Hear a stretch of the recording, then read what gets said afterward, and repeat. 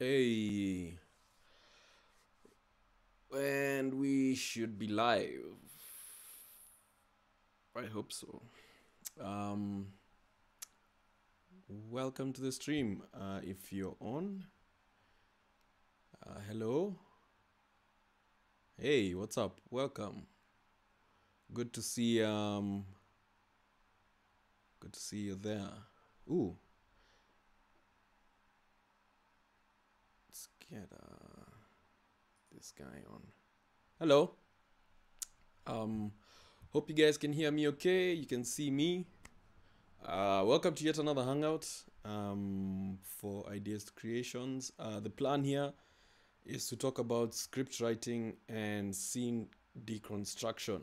And the main thing behind that is we are now going to basically look into how to look at movies, how the scripts are written, look at some of the research that's been done in it, and also figure out how the methods that they've learned.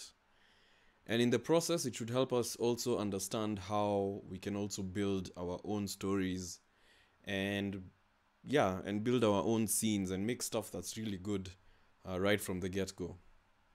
Instead of trying to figure all this stuff from scratch.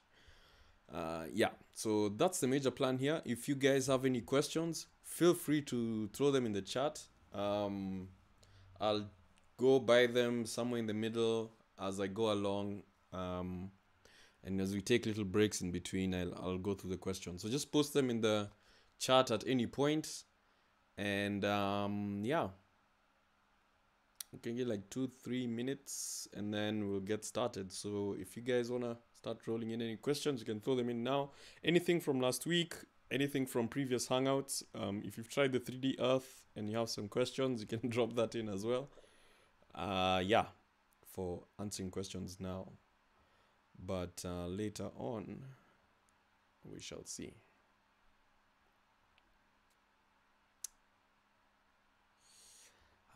I'm still not sure what the latency is like on YouTube and on my current connection. So I might start talking and then that's when you guys are getting the stuff about posting a question.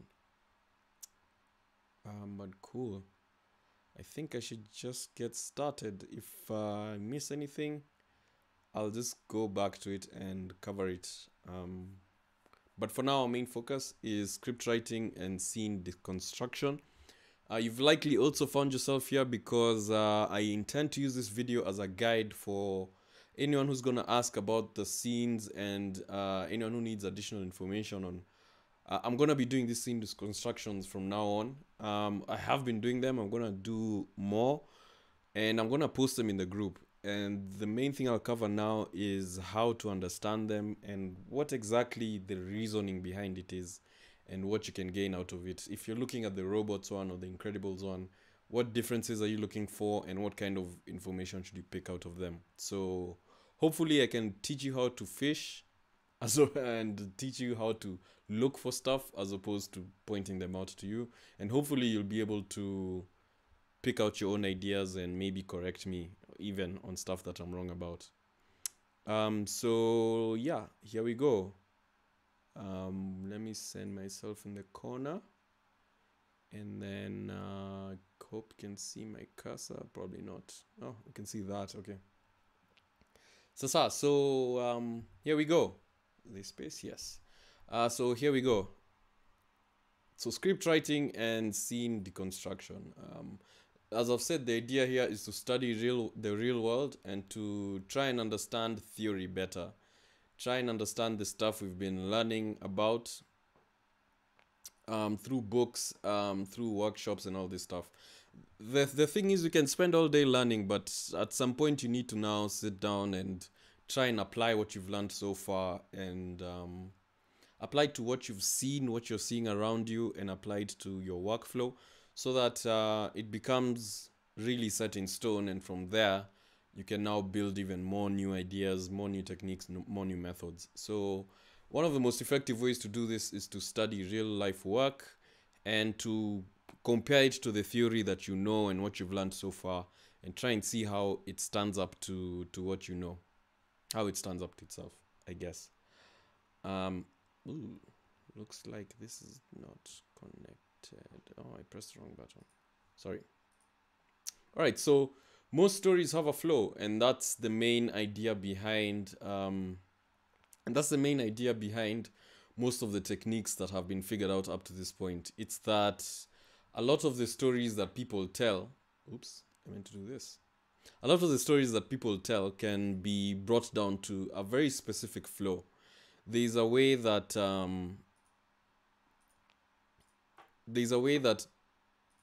as just stories come out, as more stories are told, as more time goes by, you come to discover that every story that's told tends to have some kind of a flow to it. And so the question we need to be asking is, can we figure out what that flow is, and how can we use it inside our work so that we can make it better?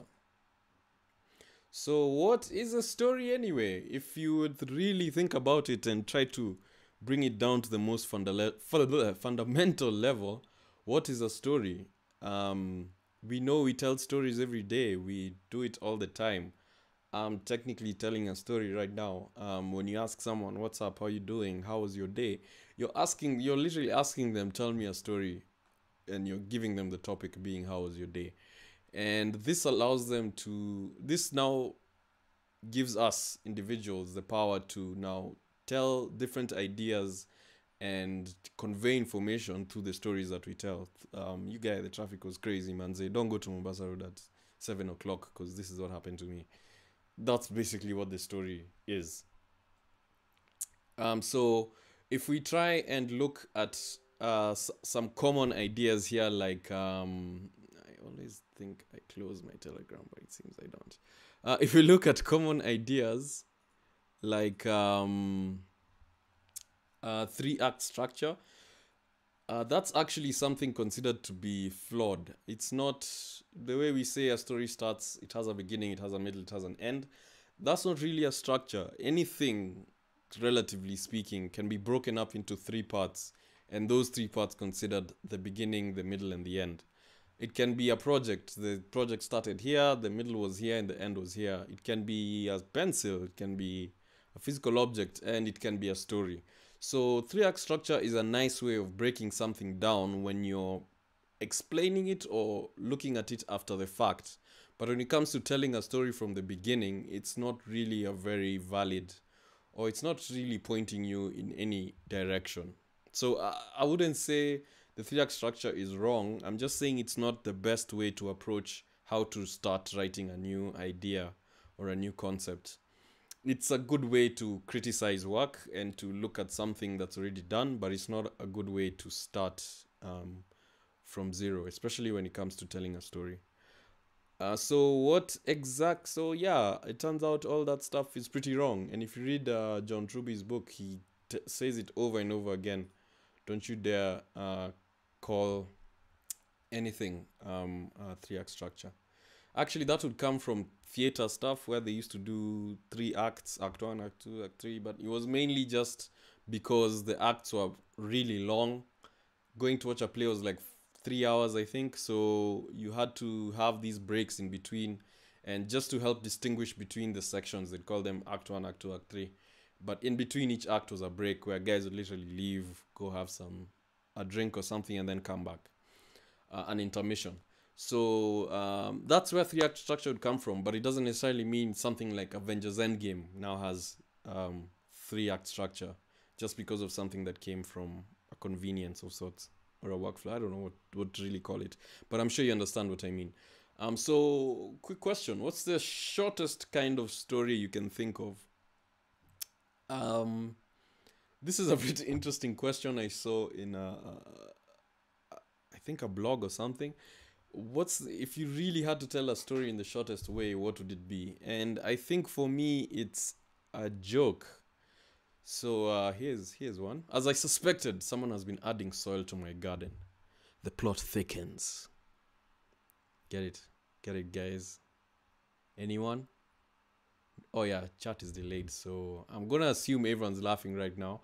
But the idea here is as a joke kind of tells a story, and comedy and jokes tend to tie into our human nature and the stuff we understand. And as I suspected, I'm kind of telling a lot of things in a very short time, in very few words, and somehow managing to tell a joke and something you can laugh at, to subvert expectations in some way. And I think that's what makes jokes the shortest form of stories. You've not necessarily learned anything from this other than probably that I'm an idiot. But other than that, yeah, it can be said to be a story. Um, and here's the second thing I'd say is a reasonable argument for the shortest story possible, and that's a meme. So, me going to our website for the first time, the website, this. Uh, I think it does the same thing as the joke did. It's building on top of something you already know. We both know web cookies are annoying. You can see it on the guy's face, and he's literally giving you a cookie. You have to kind of know what a cookie is, otherwise it just looks like a guy giving you a biscuit, and it wouldn't make sense. So, yeah, jokes, memes, generally build off of stuff you already know and stuff you've already experienced, and that's why they can get away with being shorter, and that's why memes are taking over. That's why it's so much better. You'd rather send someone a meme than a YouTube video they'd need to watch 2 minutes of. You're like, man, I wish this was just in meme format, because then I'd be sure they'd see it. Anyway, yeah. So memes and jokes are probably the shortest way you could have told a story. But generally speaking, why do we tell stories? And the goal is it's a source of information for our own growth. Us individually, whether it's for survival or for happiness or for entertainment, we are looking for stories, listening to stories because we want someone, because we want to build on top of the stories we've learned to help us avoid making the same mistakes that the person made, try to learn a new lesson without having to go through the same thing they went through. I guess that's something that's unique to human beings, because we're the ones who have elaborate languages that allow us to talk and convey information.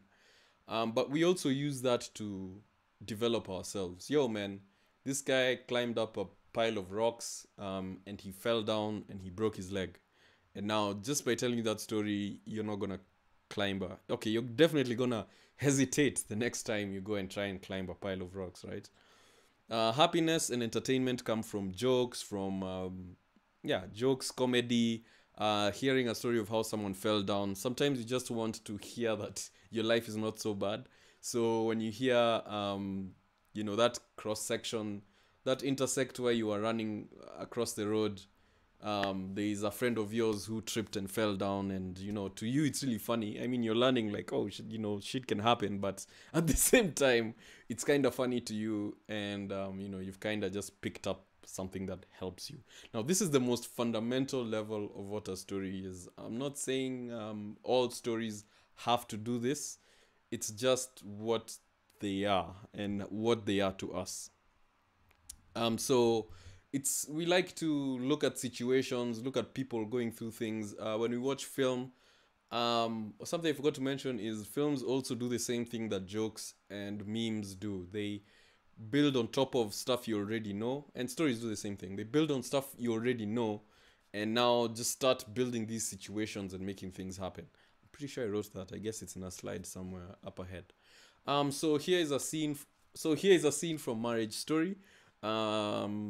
It's we get to see a couple who are together and they have like these really crazy fights, super realistic stuff going on, and yeah, we get to see this drama ourselves without having to get into that situation. You don't have to.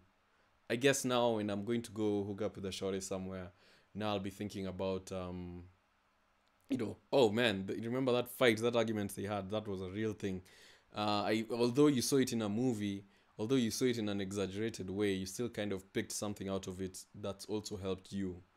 And not necessarily in a good or bad way, but it's helped you grow as well. So that's one of them. You can think of horror movies, those things that scare you in the middle of the night. What if that thing was real? Okay, let me go watch it and see a version of it that was real. You know, watch people go through action movies, watch people see the world before them blow up, get shot, see people die, and all these things. It's not for gratification ourselves. I'd say it's just to see what happens, to get a feel for, okay, if someone was in that situation, this is what they would have done, right? You know, like these unrelatable movies, like where at the end of the movie, some guy just decides, you know what, I'm going to jump out this window. And you're like, what? Why would you do that? That's so silly. It doesn't make sense. It feels that's what you'd consider a bad story or a poor storyline. It because the choices that people make don't make sense. It's like me if I was there. That's what I wouldn't have done that.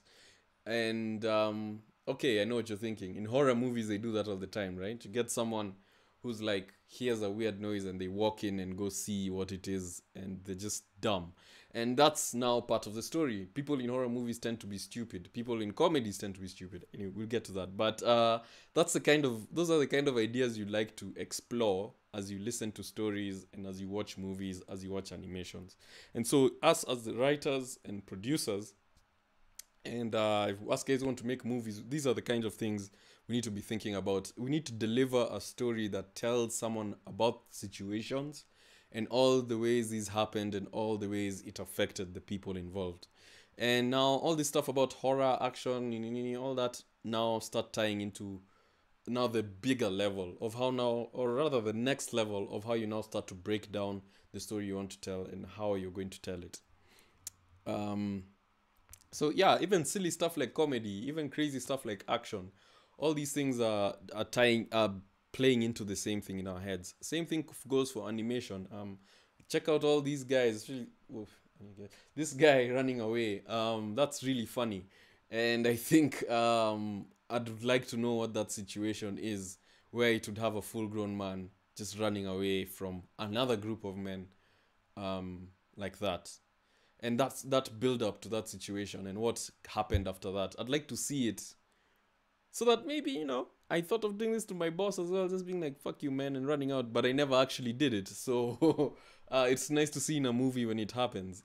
Same thing, Fast and the Furious. I'm never going to drive a Lambo, and I'm definitely never going to drive it off a cliff. But you know what? In the event that does happen, this is what's going to happen, and this is how it's going to affect all the people around. I think that's a really important point. So, breaking this down, we can say that fundamentally a story is that you leave your comfort zone looking for what you want, and this leads to you getting what you need. And we'll talk a lot about that want and need part, and how all these things kind of just connect to one another in order to make a story what it is. So you leave to look for what you want, leading to getting what you need. So you've done. This is gonna sound a bit arbitrary right now, but I'm gonna kind of explain how they all tie together. So when you're telling a story, you're telling the story of how someone went looking for something, but in the end of the day, they got what they needed, and getting that changed them fundamentally, changed who they were. So some of the big points here is that it's an intentional action. It's you who went to do something. You were unaware you were going to learn a lesson. You were unaware that you needed to learn a lesson. But the action of you going to chase something will lead you to... The action of you chasing what you want will lead you to discovering what you need and getting what you need, actually. Not even discovering it. Because the idea is that it's indirect. So the search is where the fun happens. You don't have to get what you want at the end of the story, but going to look for what you want is what matters. And what you need, that lesson you're going to learn can be both positive and negative. You can gain something good or you can learn something bad. Something good would be you learn that, hey, the world is not so bad. Like, look, something like It's a Wonderful Life. The whole point of the story was to teach the guy that his life is not as bad as he thinks. Then you have a negative turnout, which is something like Godfather, which is the story of Michael Corleone. When his dad dies, he now has to take over. And in the process of taking over, he becomes a bad guy. So he needs to learn how to kill people, how to be uh, ruthless with money, and how to just, be strict with people. That's the stuff he needed to learn. But what he wanted was just to take revenge on his dad. He just wanted to kill the guys who killed his dad. But in the process, he ended up doing what he needed, which is to become the new mafia boss. And that's the whole idea behind that phrase up there. And this comes from the same question that's been asked by different people. The three we're going to study right now is John Truby, Joseph Campbell, and Dan Harmon. One of them is from a really long time ago. The other one is from like the 90s, and the other guy you probably already know, or at least you know his work. Like I said, this is what I was looking for. Life is the perfect scenarios with real choices. Perfect scenarios in the sense of it's the right person on either side is arguing with each other. They're both prepared for this situation. The things they're going to say are the perfect things they need to say. If it's not perfect, the reason is it's not perfect is because it's still tying into the story. For example, if we're arguing and then I hesitate, that part of me hesitating is something we're going to refer to later in the story. Everything is planned and figured out, and everything is in that perfect scenario for things to happen. And so, us as the viewers, like I said earlier, life can be a bit boring. And sometimes, in the other hangout, I also said sometimes you can be saying something to someone, and you're like, I wish I said this. It would have played out a different way. So now movies let us get to see that situation where you got to say the nice line. Think of David Caruso on CSI Miami. He's always saying those crazy punchlines. Like, what was it? Oh yeah, my favorite joke. What was it? Hey man, we found this Mexican guy on a golf course, and he had been shot in the chest. And then he puts on his shades and he's like, I guess we have a hole in Juan. And the CSI song plays. So dude freaking just came up with the greatest punchline in like a split second. And he does it at the beginning of every episode. You can't possibly do that as a normal person. But CSI gives us that gratification of seeing this guy every time someone sets him up for a joke. He's gonna nail it. And he's gonna say, it doesn't have to be the funniest thing ever, but he's gonna say something pretty entertaining. That's that. So these are the two books this presentation is based on. There's Anatomy of Story by John Truby, and then there's The Hero with a Thousand Faces by Joseph Campbell. If you were going to pick up any of these two, I'd say Anatomy of Story. It's really good. There's some really dope breakdowns in there of movies and how different techniques are done. It's gonna change how you watch movies. I also don't watch stuff a lot the same way anymore, because of the techniques that this stuff showed. And then there's Hero with a Thousand Faces. It's a really interesting book.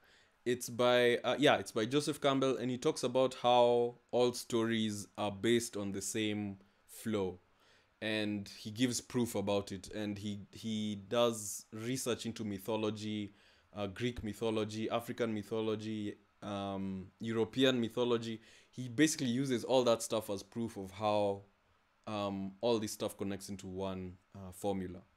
The thing is, though, he's not saying everyone is following this formula. He's actually saying if you looked at all the stories ever written and tried to make a formula out of it, this is what you'd get. And it's pretty damn accurate. It's pretty crazy because the two of them have John Truby has 22 steps. Hero with a Thousand Faces has 18 steps.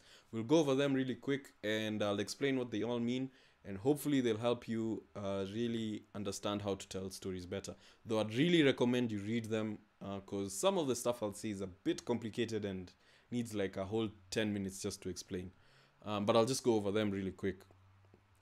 So Anatomy of Story, there's a lot. there are 22 steps. It's a lot of information, and all of them have some really deep stuff that goes into it. So I'll just quickly run through them because I don't want to go too in depth. I don't want to waste too much time, and I think some of them are pretty obvious. So this is, oh sorry, this is also not the steps to a story. It's not like you start here and end here. It's more like these are the parts that make up a really good story. In terms of a good Hollywood story with a really high budget, this is the kind of stuff that you need to have inside your story in order to make it good enough for like a Hollywood thing.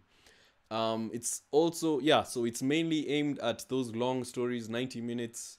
He says it's from about 10 minutes to feature length, which is 2.5 hours, I think. Because there's a lot of stuff, it would be very hard to fit it into a short. But I'd suggest just trying to find a way to make this work. There's a way, even in the book, he simplifies them to the essential 7 that you need in your story. So anyway, I'll just go through them real fast. The first is self-revelation, need, and desire. That is, the character you're telling the story of has to have a self-revelation. They have to have a need. They have to have a desire. The self-revelation would be that thing about them that say, okay, you know what? Maybe I need to go on an adventure. Need would be what they need to learn at the end of the story. And this is for you to figure out. It's not that you need to point it out at the start of the story. And desire is what the character wants. When the story is being told, he's looking for his desire, but he doesn't know that he's going to get his need. Then you have ghost and story world. This is ghost is the past of the character, what's really bothering them, what's happening in the world that's affecting the choices they're making. An example of ghost would be, let's think of Pirates of the Caribbean. He's Jack Sparrow. His ghost is that he wants to be known as a really good pirate. He also has all the stuff about the gold coins that he stole and the Black Pearl being his ship.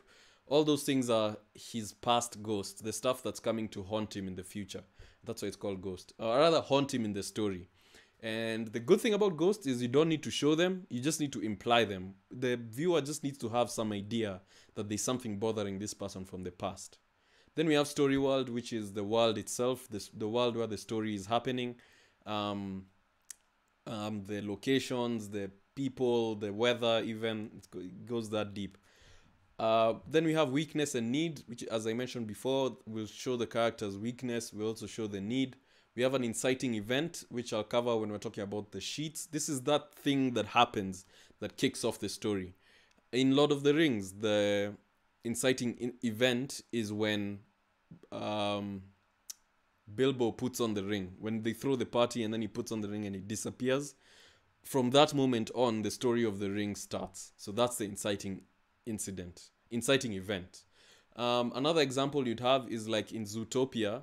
When the story starts, we see she does the play at home. We see her childhood, which is now the ghost being introduced. And then we go into the story world. We see how animals are being treated.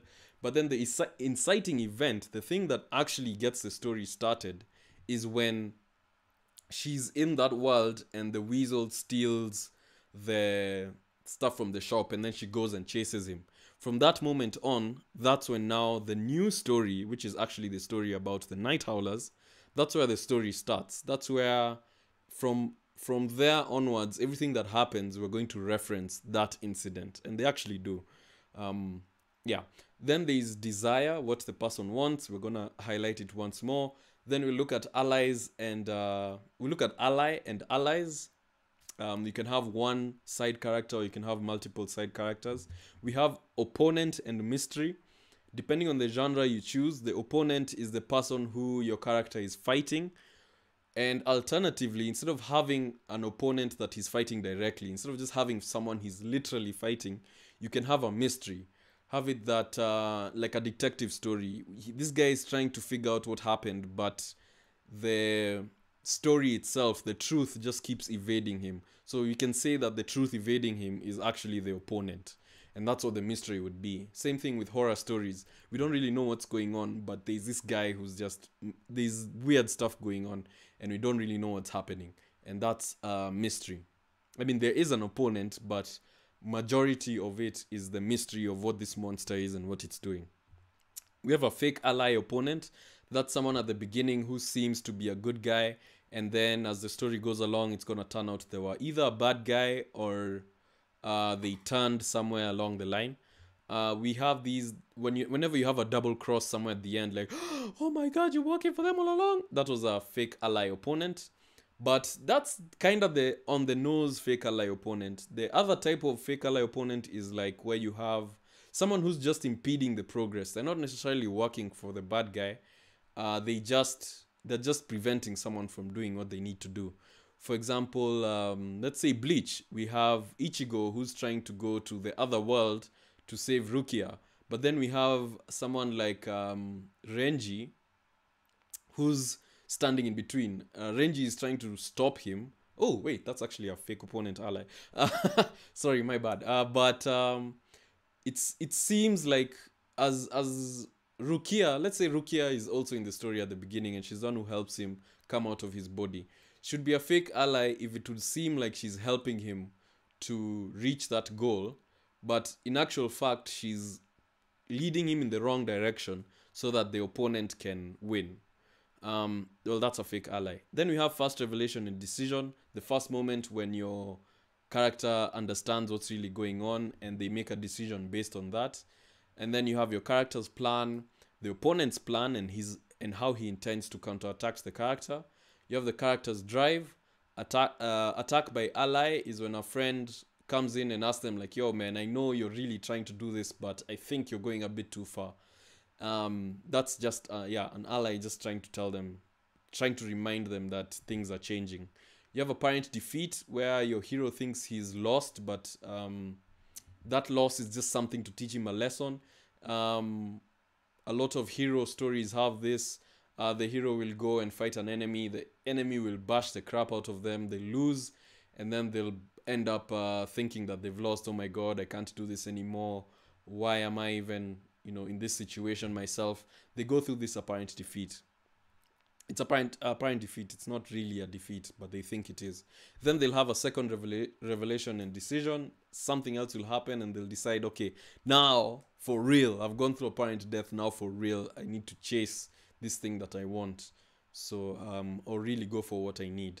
Then we have audience revelation. This is when the audience learns something that the hero doesn't know. Like in Captain America, Winter Soldier, when Zemo snuck into where they were holding Winter Soldier, and we could see him coming in, and we saw that he had the red book. Only the audience knew that he had the red book, and he had the ability to wake up the Winter Soldier. But the characters themselves didn't know. So it's really just helping push that last... It's just the audience knows stuff that the characters don't. You have a third revelation and a decision. You have a gate, a gauntlet, and a visit to death. We have a battle where he'll finally fight the opponent. You have a self-revelation where he'll finally realize what he really needed. He'll get what he really needed. He'll have a moral decision at the end where he'll finally decide to do something.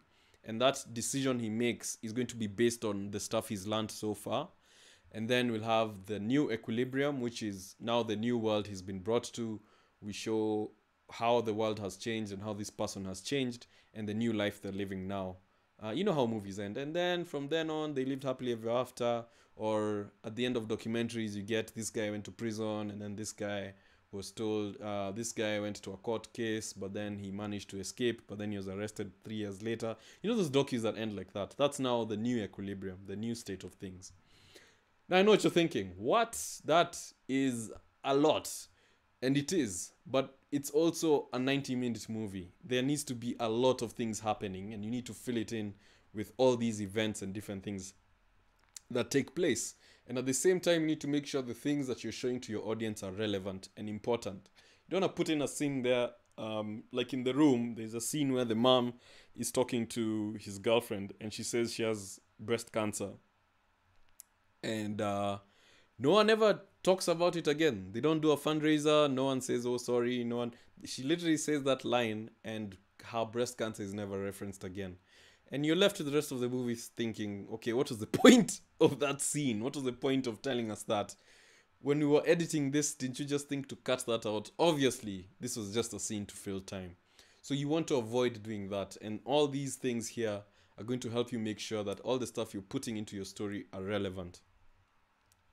So let's check out The Hero with 1,000 Faces, which is now 18 steps. This one covers more of mythology, superhero stories, comic book stuff, Greek mythology, Zeus, Hercules, all those guys. Even some African stuff, interestingly enough. So if you ever get a free subscription to audible.com, get this audiobook. It's really dope. Joseph Campbell himself talks in it, which is pretty dope. And he's a pretty old guy. He passed away a while ago. Did he? Yes. Okay, so he introduces these ideas into 18 steps. Dan Harmon, in the next section, I'm going to explain his simplified method of doing this. So I'm just going to read out the list. We have Everyday World. We have a call to adventure. Your call to adventure. Refusal of the call. You actually refuse to go on the adventure. Supernatural aid or mentor comes and tells you, hey, take this thing, go with it, and it's going to help you down the line. Crossing the first threshold is they're going to cross a point where they'll be like, okay, so now from here, the adventure begins. Or it's just them getting into the car and starting the adventure. Then you have Belly of the Whale, where they're going to go into a new world. Now that they're going into the adventure, it takes them into a new world where they're going to get swallowed up by it, and they're gonna doubt themselves and question what's happening and go through a road of trials, which is number 7. This is now just the world testing them. Do you really want to go on this adventure? Are you really sure this is what you want? So they'll go into the abyss, where they're going to face the apparent death, where it's like you just fall into a hole and now you're down there doubting yourself and wondering what's happening. While you're down there, you meet the goddess. That's like a woman figure in your life that really affects the process of what you're going through. Yeah, there's a lot of parental issues that are really resolved in these old stories. So you'll go into the abyss, you'll meet the goddess. It's not really a wife or mom or anything. It's more like just a chick who's going to throw things off. Or for a chick, it's a guy who's really going to throw things off. Women as temptress, that's what's down there. There's also curse of the mother and derailment from the goal. This is now for the male figures. They're going to learn that their moms cursed them in a way.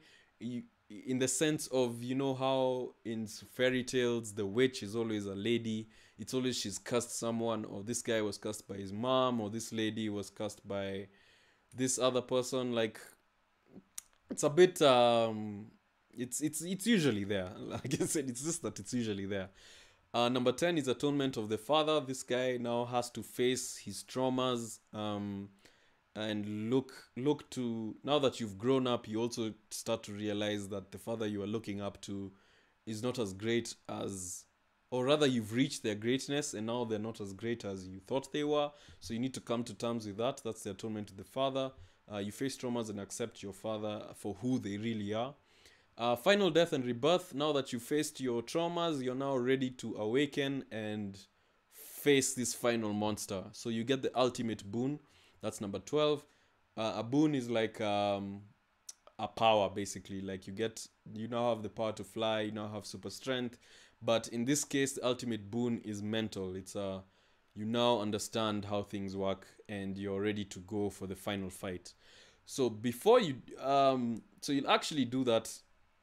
Oh, my bad. Final fight actually happens at number 8, because this one also has a lot of stuff afterwards. When you get the ultimate boon, it's the new knowledge you've gained from your journey. It's not actually a power. It's a new power you've gained from your journey. And so when you go to Magic Flight, when you go to refusal of return, it's time to go back home, but you don't want to go back home. You've learned this new world. You've become powerful. You don't want to go back, but now you go on a magic flight. This is basically like another flight with a mentor. Basically, you go on another journey between where you were and where home is. Think of it like in Lord of the Rings, where the Hawks come and then they carry Gandalf and everyone away. They take a journey back to the back home. So that whole journey back home gives an opportunity for your characters to talk to each other and reflect on the stuff they've learned. And then rescue from without is them now from outside. Someone makes them realize that enyewe, as much as I've learned all these things and I've gained new power, there's this new person that I have to be, or the world has to change in a certain way. Return threshold is now they cross another threshold, they cross another line that's going to tell them, that's now going to be them accepting that they're back. So you parking the car, you walking through the gate, you coming back to sit down on the chair that you sat on before. Master of two worlds, you're now back where you were before. You went to another world and you got new powers, and now you're back. And now you're a master of the new world you met, and a master of the world you're in now. And the final step, 18, is freedom to live. Same as new equilibrium, it's just showing where you are in this new world. So, oh my goodness, that was a lot of stuff. Both John Truby and Joseph Campbell have a lot of stuff going on. And you're probably not going to remember all these. I don't. You're certainly not expected to. But it's a good idea to just at least be familiar with what's happening. So go check out Hero with a Thousand Faces if you can. Really good book. Now, the final one is Dan Harmon's version, which is 8 steps. And in case you guys don't know, Dan Harmon is the writer and creator of Rick and Morty. And he also created Community, which is a really cool show, a really cool comedy show. And while working on all those shows, he came up with this writing method. And this is super simple. It's 8 steps. You need to go search, find, take, return, and change. Return changed. The main difference between his method and the other two is it's super short. It's way easier to work with. It allows you to work with multiple characters. And the biggest thing about it is that it's for situational comedies. It's for stories that start and end in the same place. Your guys are going to start somewhere. All this stuff will happen. But at the end of the episode, they're going to be back at square one. So that for the next episode, something else can happen. So the world can't keep constantly changing. So that's one thing to keep in mind with this. And also why it's a circle. So he does a really cool video where he explains this stuff, and I'll just take a really quick run through of them step by step because I think they're really important. And because I also went through the other ones, you'll also kind of see how he's merged things together and kind of just thrown things around. If you guys have any questions, again, just feel free to post them in the comments, because after this section, I'll just go into the questions. If I don't find any, I'll just keep going. Okay, so number 1, you. This is basically going to establish our character, or who this person we're telling the story about is. Just to add, if you're gonna get anything out of this, let it at least be this. You can forget about the Joseph Campbell stuff and all that, but just please get this because it's really, really important. So you establish who you are. Frodo, there he is, happy, he's a cool guy, and he's waiting for Gandalf to come. We also have a picture here of Neo. This is him seated at his desk at the beginning of Matrix, just before the story begins. So you, the setup for you is that we're just showing who you are and the situation that you're in. And the importance of the you is to show the comfort that you're feeling. Neo is in this world that he's in, and he's just okay. He's a hacker, he's making money, he's doing okay, everything's working out. Frodo is where he is, and he's in the Shire, he's just chilling, life is just happening. He has no reason to go on an adventure. Need is the next step in the story. Now, Dan Harmon's method is also just literally how the story is going to play out. So need is what you need to gain. There's that thing we've said, the need and desire. There's that thing you want to get. So that's what the need would be. In the case of Judy Hopps here, she needs to be a cop. Well, she wants to be a cop, but she needs to learn that the world is also pretty messed up and it's not ready for a bunny cop. And but she's gonna get there. Then we have up there is from Robots, which is the scene when the guy's son invents a little robot to help him wash the dishes. The machine does a bit too well and ends up messing things up. So we learn that our character is just a really good inventor, but the issue is that he's out of place. The stuff he's inventing would be way better if he just went to Robot City and did it there. So we've established what he needs. And you'll notice that a lot. First, we start with the story. Oh, here's where all this guy is, and here's the stuff is going. And then a problem will be established, or we'll start to show how they don't fit in. So, next step is to go. And this is you need to go and start your adventure and do the thing. Look for that thing that you need. But in order to look for that thing that you need, you first have to cross the threshold. So for that threshold we mentioned in Joseph Campbell's story comes back here, in that you have to cross a certain point to acknowledge that you're now going on this adventure. For Judy Hopps, it's when she climbs onto the train and she leaves. There's a whole song about it. She literally goes through a passageway. The same goes for Hagrid and Harry Potter. When Hagrid shows up and is like, bruh, you need to stop ignoring our emails. I mean, you need to stop ignoring our letters and come with us. And Harry's like, yes, I'll come with you. Like, he's acknowledged that, okay, from this point onwards, he's going to be a wizard. Everything has changed. The top one up there is Sam Gamgee and Frodo from Lord of the Rings. They also literally have a point. In fact, that screenshot is from that scene where Sam stops Frodo and he tells him, yo man, I have never gone farther than this point. That place where the plants are starting, if once I cross that point, I know the adventure has started. He actually says it in the story, which is pretty crazy. Then we have at the very top, we have Stardust, which is a really cool movie as well. And the same thing, when his adventure starts, he has to cross this wall where the magical creatures are on the other side. And so for him, he has to decide, okay, I'm going to cross this wall. And he knows once he crosses that wall, his adventure is starting. Search. Now, search is where the fun things happen. You know what you need. You know what you want. You think that's what you need. You know what you want. And now you're going out there. You've crossed the threshold.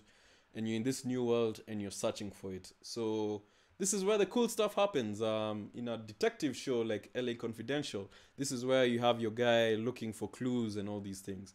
And keep in mind the search is happening after the inciting incident. At this point, the story has already started. Things are already happening. So your guy fights a creature. You have Harry Potter back there learning that he's actually super rich and he's being taken to Diagon Alley and he's buying books and all this stuff. All these things are happening. Pirates of the Caribbean, you have the fight just starts. They just go out and just start fighting people. That's the search taking place. And then you find that thing that you've been looking for. That thing. And now the find is really cool because it does two things. You find the thing you need, and you find the thing that you want. In Harry Potter and the Chamber of Secrets, that's the moment when they find the literal Chamber of Secrets that they've been looking for the whole movie.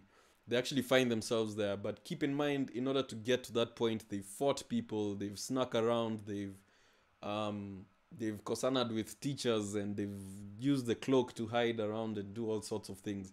They've had to fight demons and fight themselves and go through all these things until they finally found that thing they were looking for. So the finding has to be a significant moment.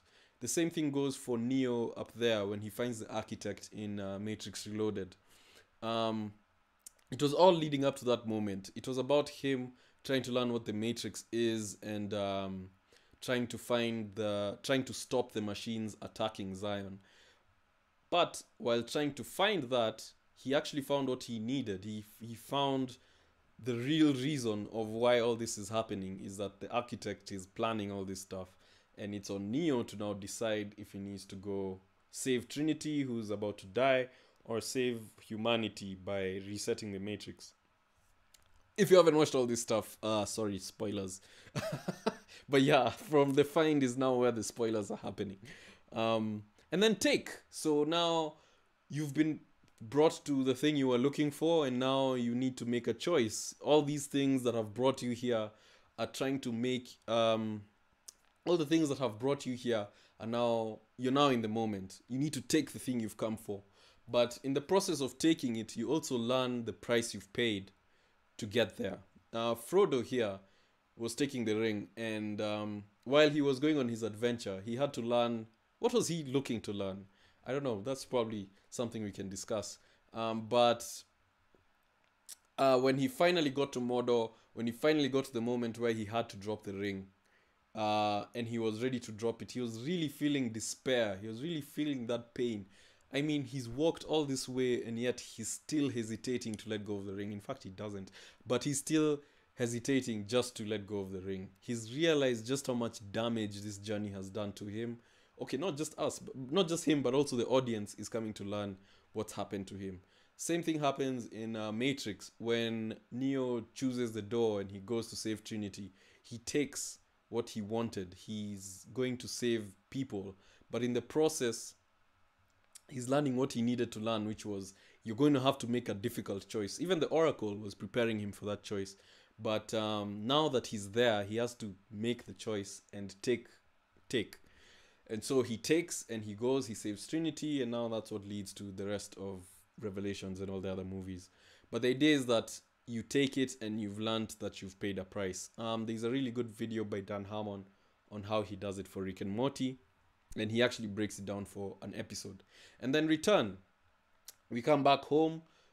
Same thing, the Eagles come, pick us up, and we go home. We can have a revelation on the way if we want. But the point is, we return. We come back to where we were when we started. Lord of the Rings is when they finally reunite. I think, was this in the Shire? No, it was in the Elven City. And then Harry Potter, it's when he now gets back on the train and starts heading back. In this case, it's at the end of Prisoner of Azkaban when he's now come back. He's, he knows magic. He knows who Voldemort is. He knows he's killed people. Oh, did he kill people? I don't know. He's seen people die. He's seen close friends die. He's had girlfriends. He's lost them. All these things have happened, and now he's coming back home. He's coming back to a new world as a completely different person. And yeah, and then the final step is changed, where we finally get to see the new equilibrium. We get to see how their life is now that he's gone through the adventure and he's back. For Sam, he now has a family. He's now open-minded. He's a fucking legend now, and he's changed. And you know what? He's ready for an adventure. He may as well just go for another adventure now. He's learned how to be a big man now. Well, maybe he needs to learn that money is not everything. So now he's gonna go through the whole journey again, looking for what he needs and finally getting looking for what he wants and finally getting what he needs. So that's Dan Harmon's journey. It's very good. It's a really genius thing. He says he worked on it all the years since school. All the years he's been working on this. If you watch this episode of Rick and Morty, which is the one for the train, should be the latest season, not this one coming, but the latest season, episode 1 or 2. They talk about a story train. That's Dan Harmon just flexing how smart he is about telling stories. There's a part where Rick actually explains the story circle. And he's like, we're at this point in the story where we've already crossed the threshold. We need to do this. And then something happens to connect to it. He talks about continuity. He talks about all sorts of story elements. If you really dig this stuff, this episode is really funny. And the stuff about praying and things at the end makes way more sense once you understand what's going on with the story stuff. And yeah, so do you guys have any questions before I jump into genre? It's kind of like the last segment before we're done. We have like 2 segments left. Has everything made sense so far? Can you still hear me?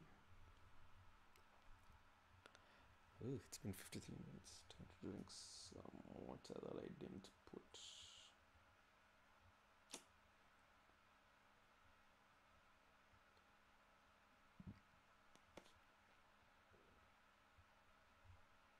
It's the part where I would have drunk some water. Okay.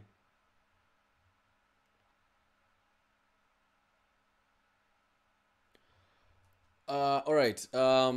So let's go to the next part. Check out Dan Harmon's video when you get a chance. It's on Adult Swim on YouTube.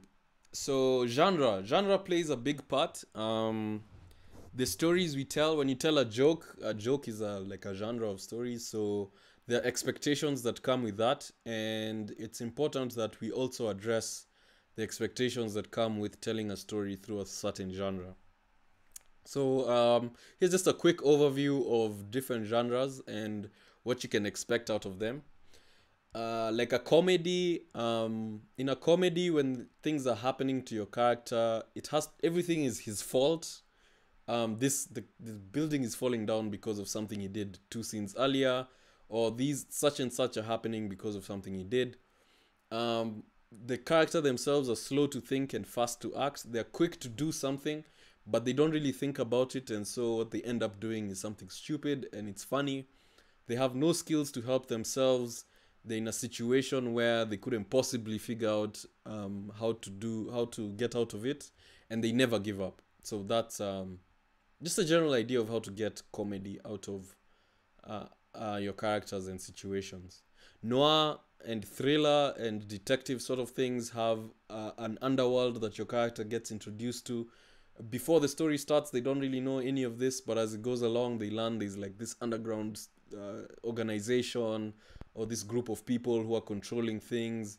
The more they investigate, the more they learn that these people are just like right there. It gets pretty creepy. So that's what the enigma and mystery are.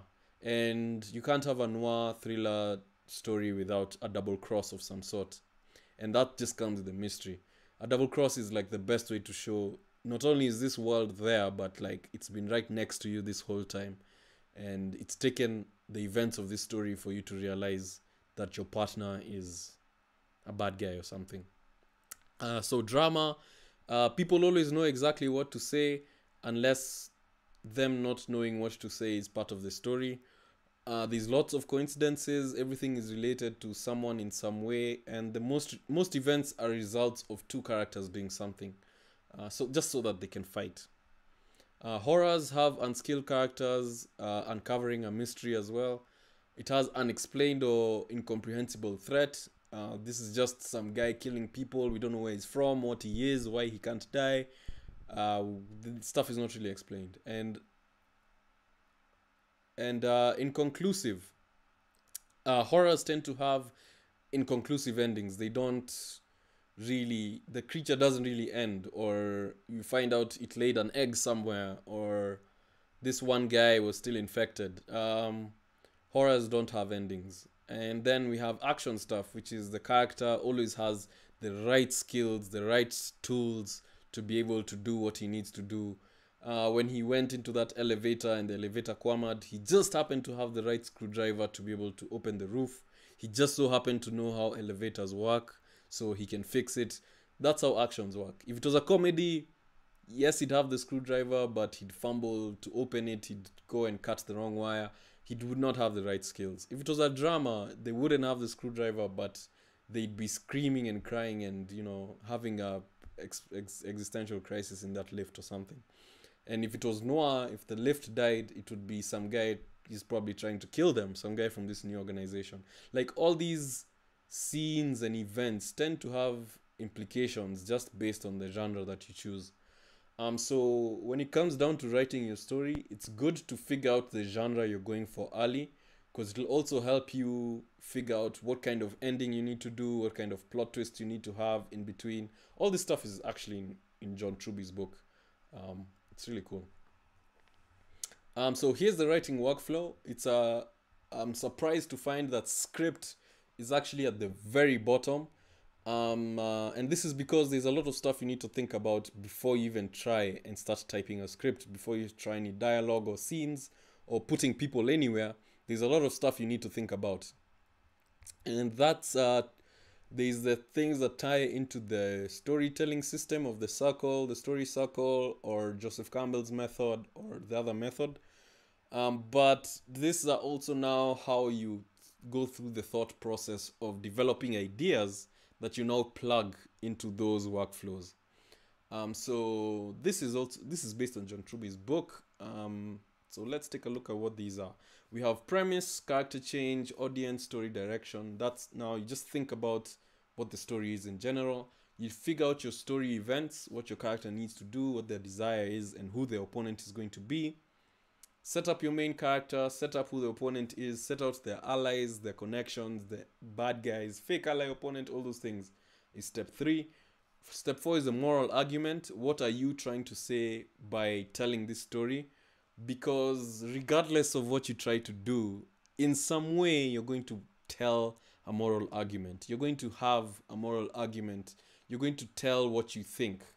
Just based on the decisions you're going to make and the characters in your story are going to make. For example, if you tell a story about someone who's attacked in their house, they call the cops. The cops take 10 minutes to get here. When they finally get here, nothing happens. Just by telling those events is already giving us an argument about how you think that, what you think about police response, what you think about what should be done when a house invasion happens. Just by the way you tell the story is going to give a moral argument. So the idea with this workflow is to try and make sure that that argument you're giving is very intentional and you're very clear with what it is. Because if you're not paying attention, you might end up making some propaganda film and you don't realize it. Or you might make a comedy and you don't even realize why everyone's laughing at your movie and yet it's supposed to be a drama.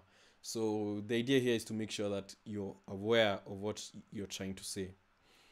Then you can build your story world. You can figure out where your story happens, when it happens, how long it happens for. Is it a day, 1 hour, 24 hours, a year, 10 years? There's all sorts of things you can do. Now you use all the information above to now decide on what all these things are. You also need to think of how the world changes. How is the world around your character going to change, not only based on their actions, but just from the storytelling happening.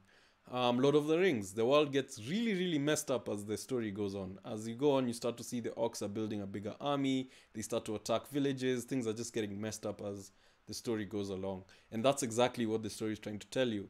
Frodo goes through the same thing. When the story starts, he's a nice, timid guy.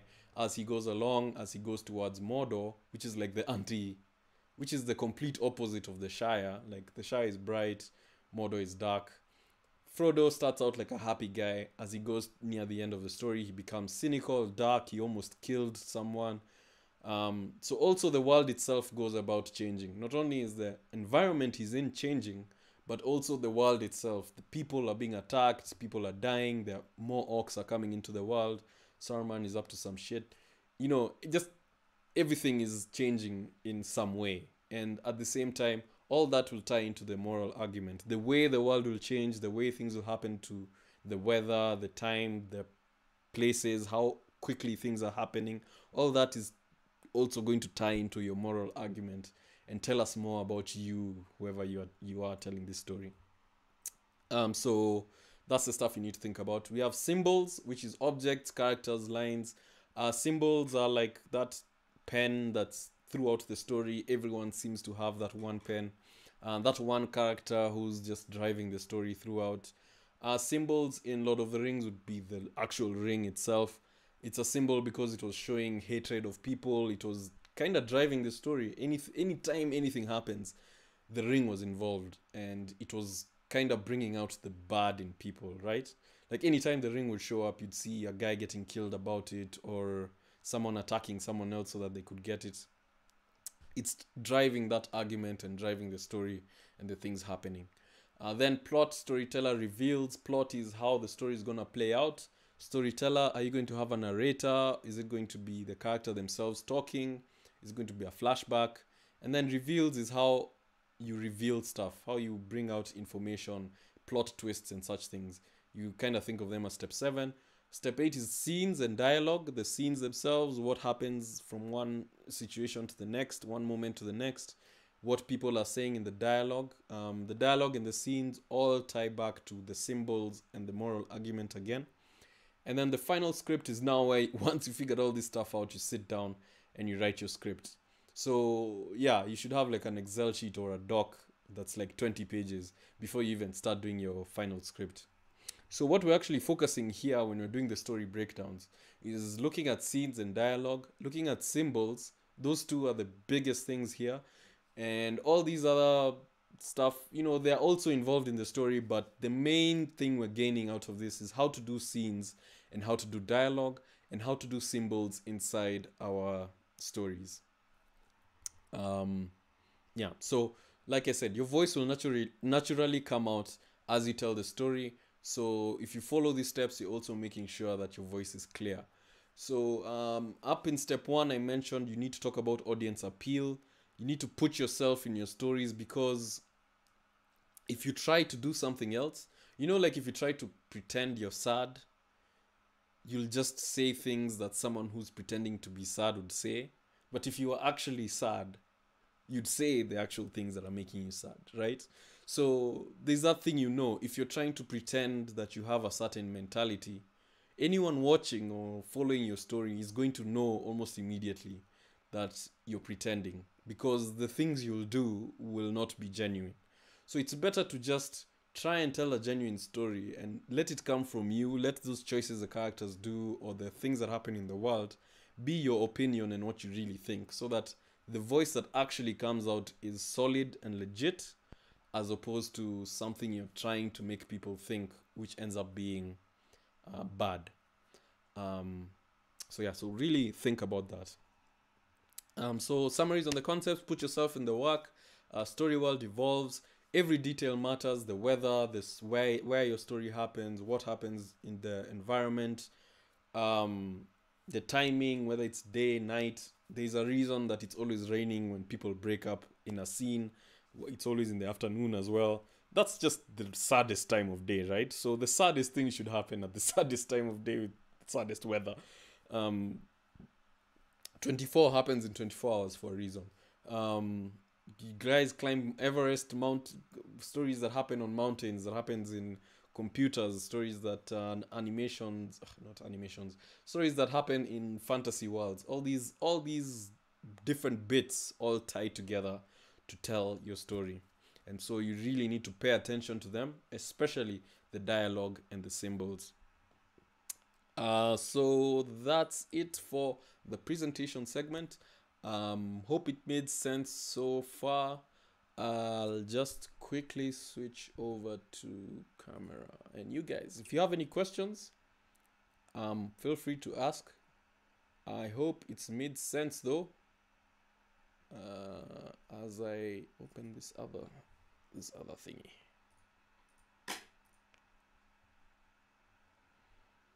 So yeah, check out John Truby's book for sure, and Joseph Campbell. And if you won't do either of those, you should at least watch Dan Harmon's video on the story circle. Just look it up on YouTube. Story circle, Dan Harmon. First thing that'll pop up.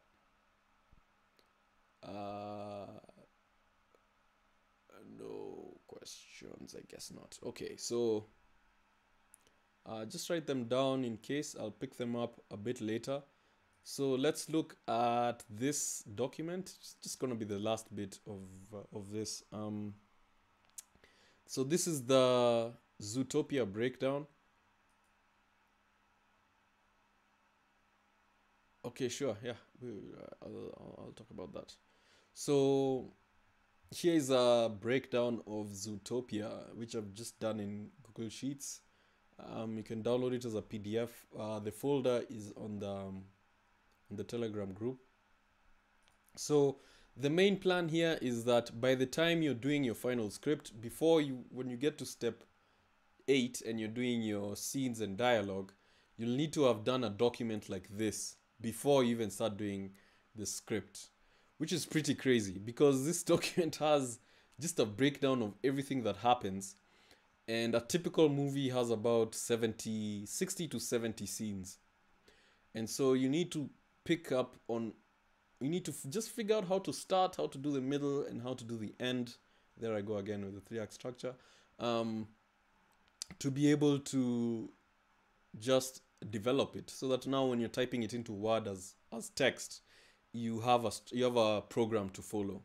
The cool thing with Anatomy of Story is that he explains, since you're going to figure out what the character needs and what they want early in the story, you can figure out the ending. You can say he needs to go and learn about money.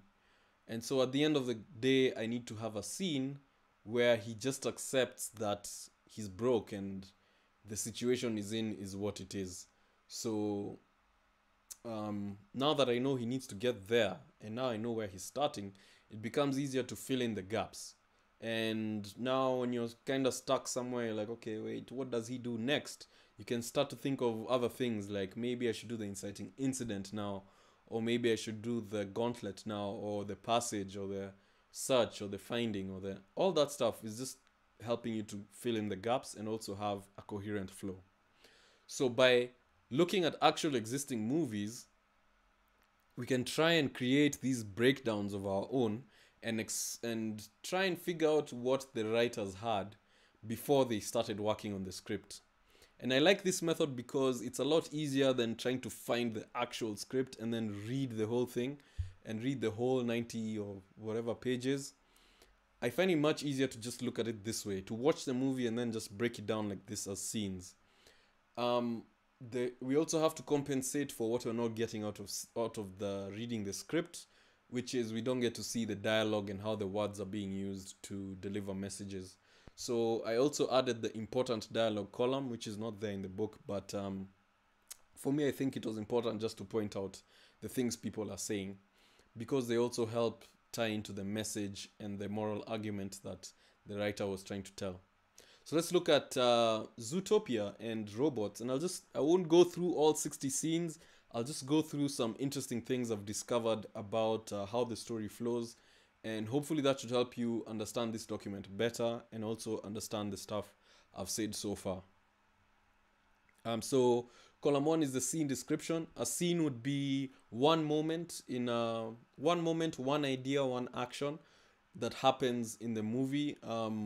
So at the beginning of the movie, we have a skit where she does the whole thing. Oh, animals, predators, blah, blah, blah.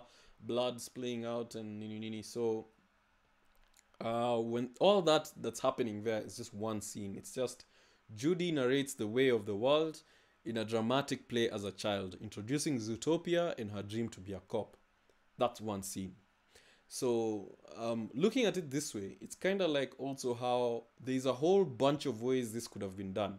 We've said she does a play, but if you are in the planning phase and you still haven't figured out how to set up, you can just write it this way. Judy does something to help the viewers understand what the world is about. Or we could say it's maybe a montage. We just show some clips of things happening in the world, but these guys decided let's do it as a play. So there's still some room for being creative even after you've already done this document, sort of thing.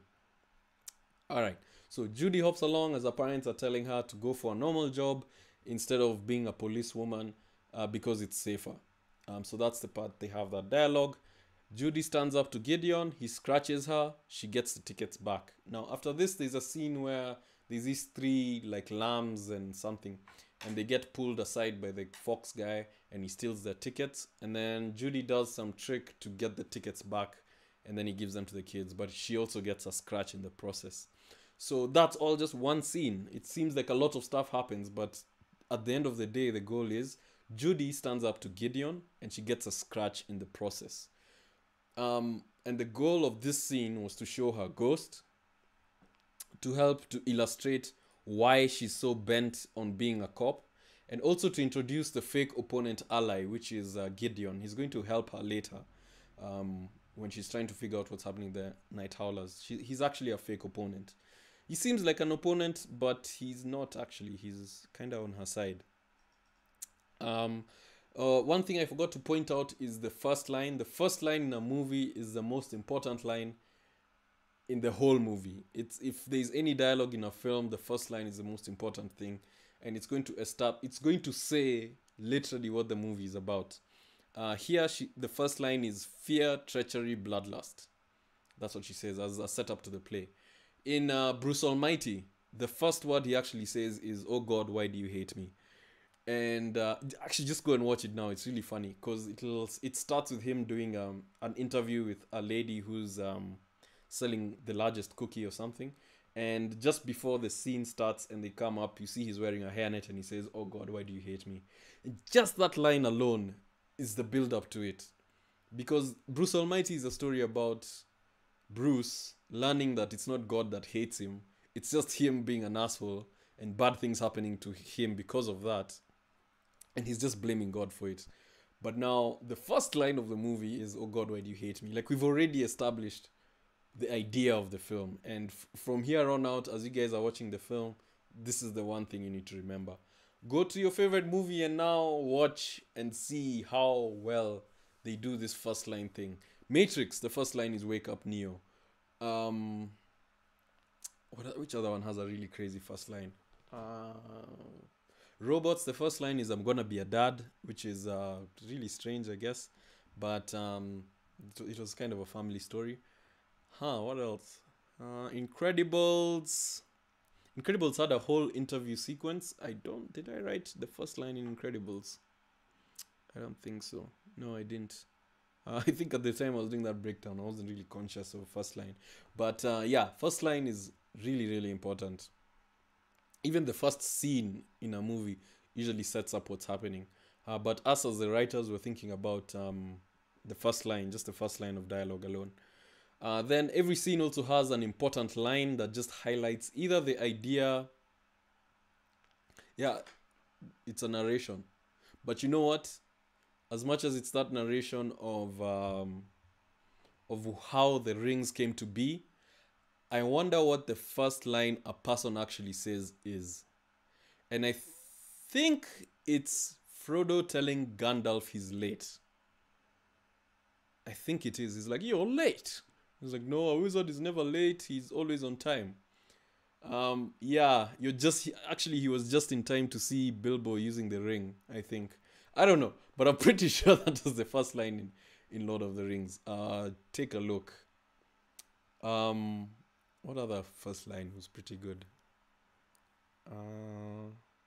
Shawshank Redemption. I can't really remember, but I know that one also has a really good first line.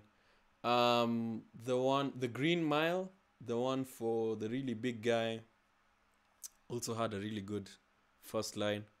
Can't remember it either, but it was the old guy being woken up. But yeah, the first line anyone says. Let me put it that either the first line someone says or the first line of the narration. First line in Bethesda game, Fallout, war never changes. Terminator. Someone should find out what the first line of Terminator is. I think that would be a really good experiment. Yeah. So check that out. So the movie progresses. We see Judy goes to a police academy, and she goes through a gauntlet, which is she tries to learn how to be a cop. The cop training her keeps saying, "You're dead, you're dead, you're dead." So that would be the most important line there. Excuse me.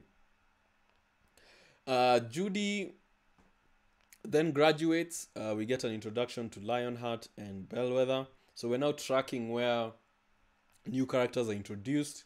This story world here just means we're getting a highlight of what the world is like. And it just keeps going like that. So rather than going through one by one, I'll just point out some really interesting ones. We have the passage here, the threshold she crosses. On the train, Judy listens to the theme song as we meet the world. That's that whole part for Shakira's song as the train is going through the city and we're seeing all this stuff happening. She's crossed the threshold and she's now going through this passage. When she gets to the hotel, we get a look at her weakness, which is that she's naive, and she says she loves her apartment even if it's really bad. So that's an important dialogue. Let's see, there was some other stuff. There was the thing about there's something down here. She becomes a meter maid. Here we go. So she follows Nick into the shop. Nick tricks her into telling the elephants to give him ice cream, and then she follows them and finds out that they conned her. And so there's this line here. It's called a hustle. It's called a hustle, sweetheart.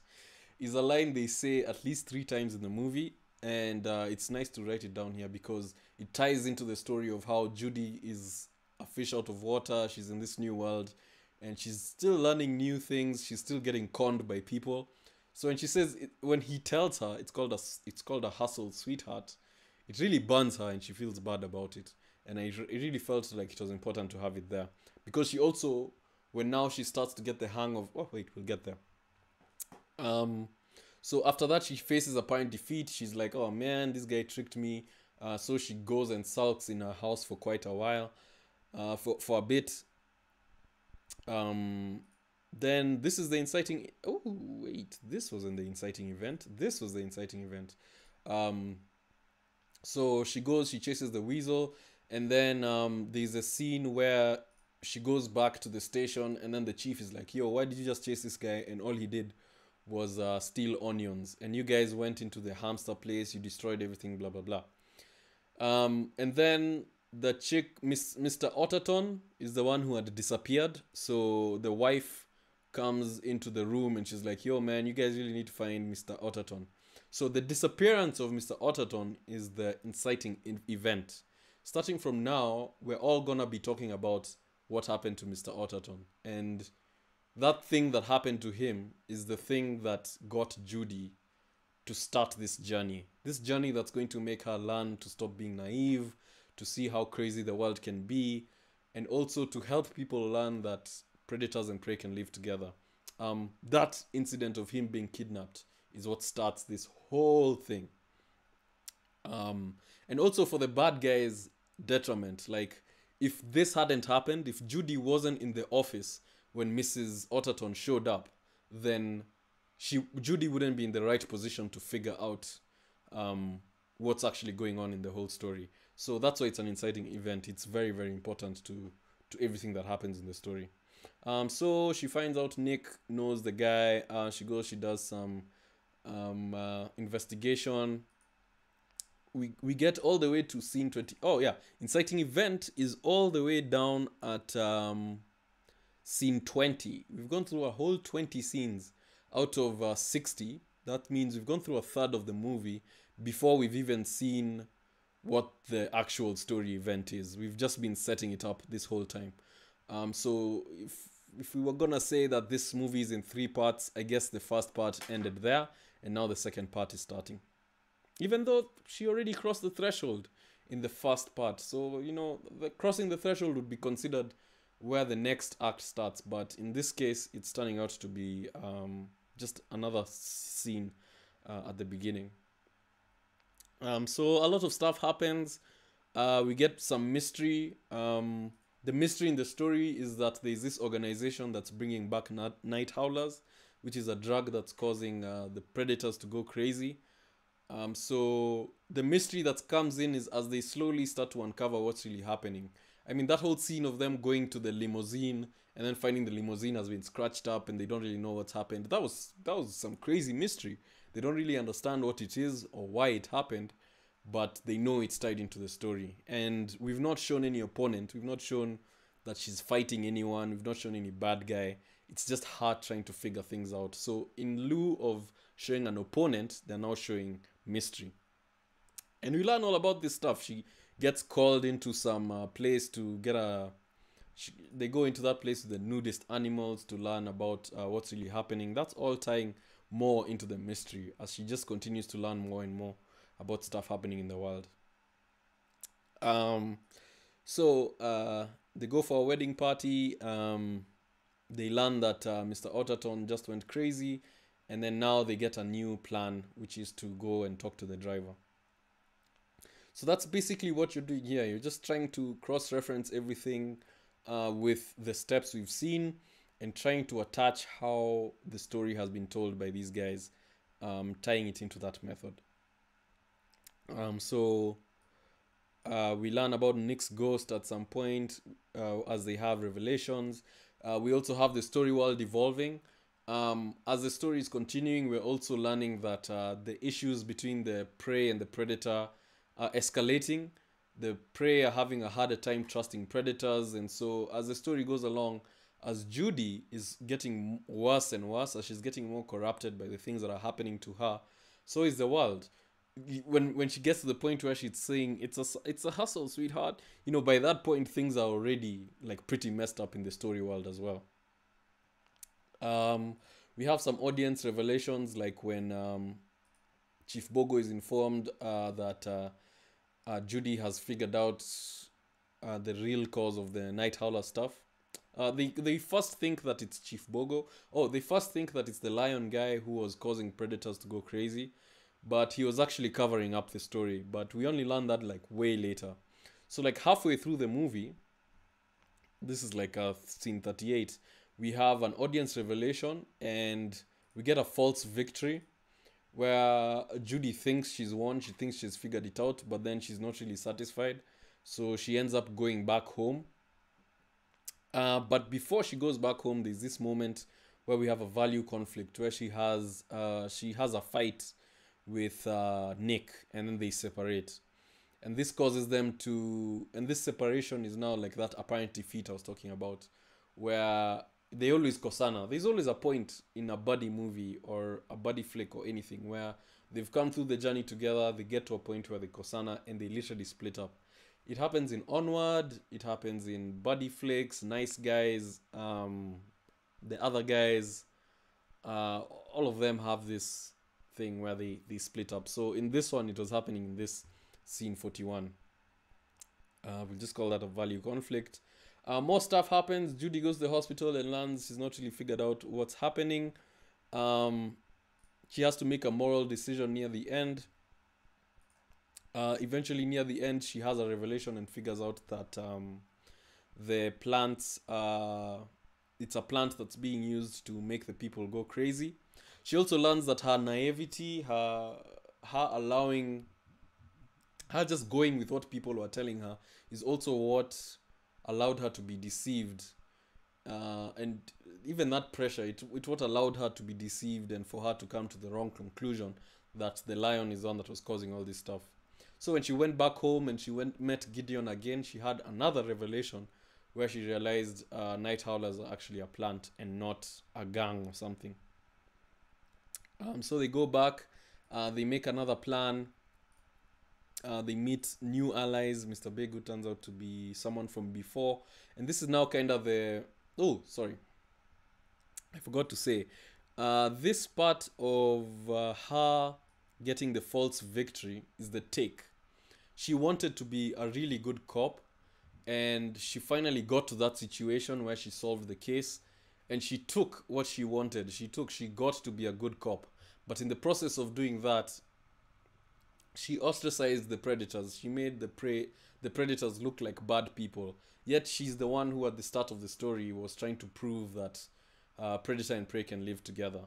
And now here she is taking this victory that she's gotten. And so, yeah, in the process of searching on trying to figure out the mystery, she's now received what she now thinks she got what she needed, what she wanted. But she's now actually getting what she needed. She's learning that the world doesn't work the way she really thought it does. And yeah, so she now can have a revelation around that. And also for us as the viewers, we now can see, okay, damn, and yeah, this chick was so polite, she was so cool. But at the end of the day, despite all those characteristics about her, she still got screwed over at the end. She still didn't get what she wanted. You know, life sucks, man. Like, that stuff still happens. And now we get to also see how it's affected her. So she returns home. Return home. This is more like a Joseph Campbell way. She goes back home. She learns she was wrong. That's still actually going back home was kind of also apparent defeat. Might be mixing up these things, but her going back home was apparent defeat.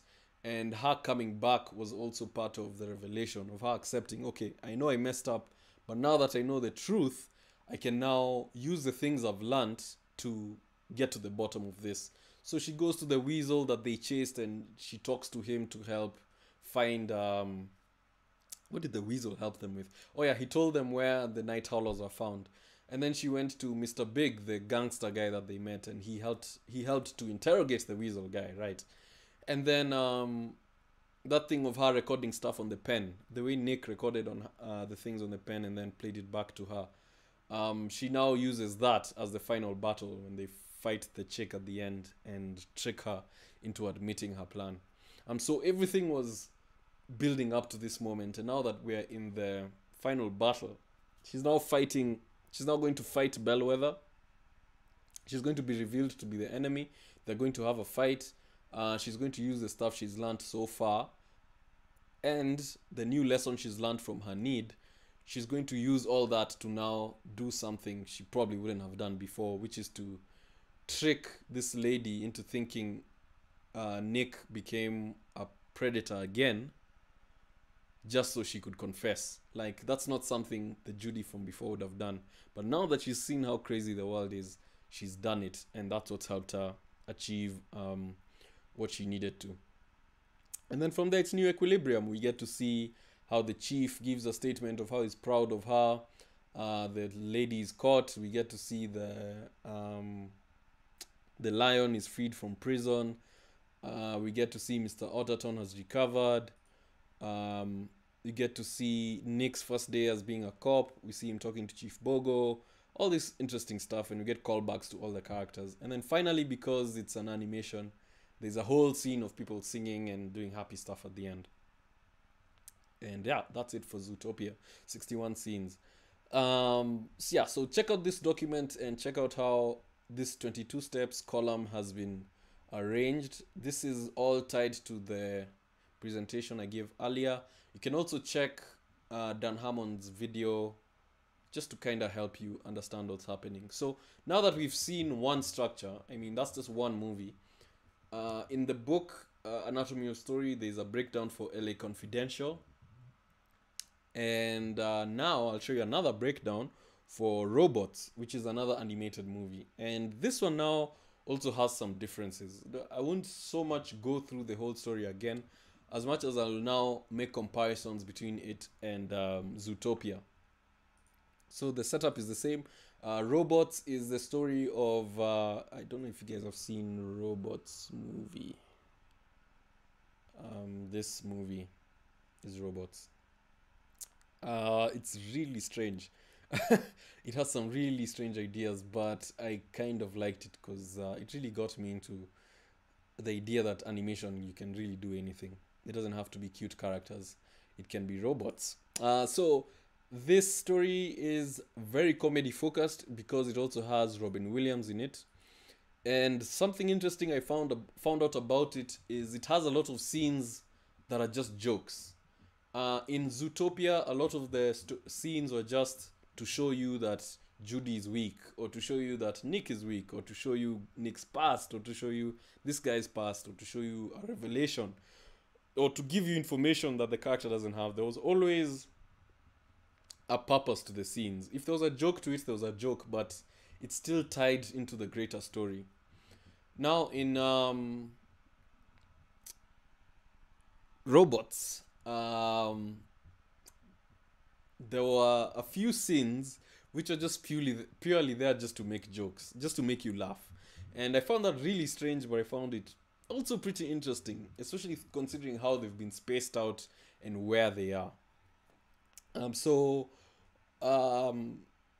This movie starts with a montage, so I just put that as one scene. Camera flies down showing the world, and we get an idea of, with a clock ticking, and then we see the dad jumping out and saying, "I'm gonna be a dad," and he's happy about it. So those are two scenes actually.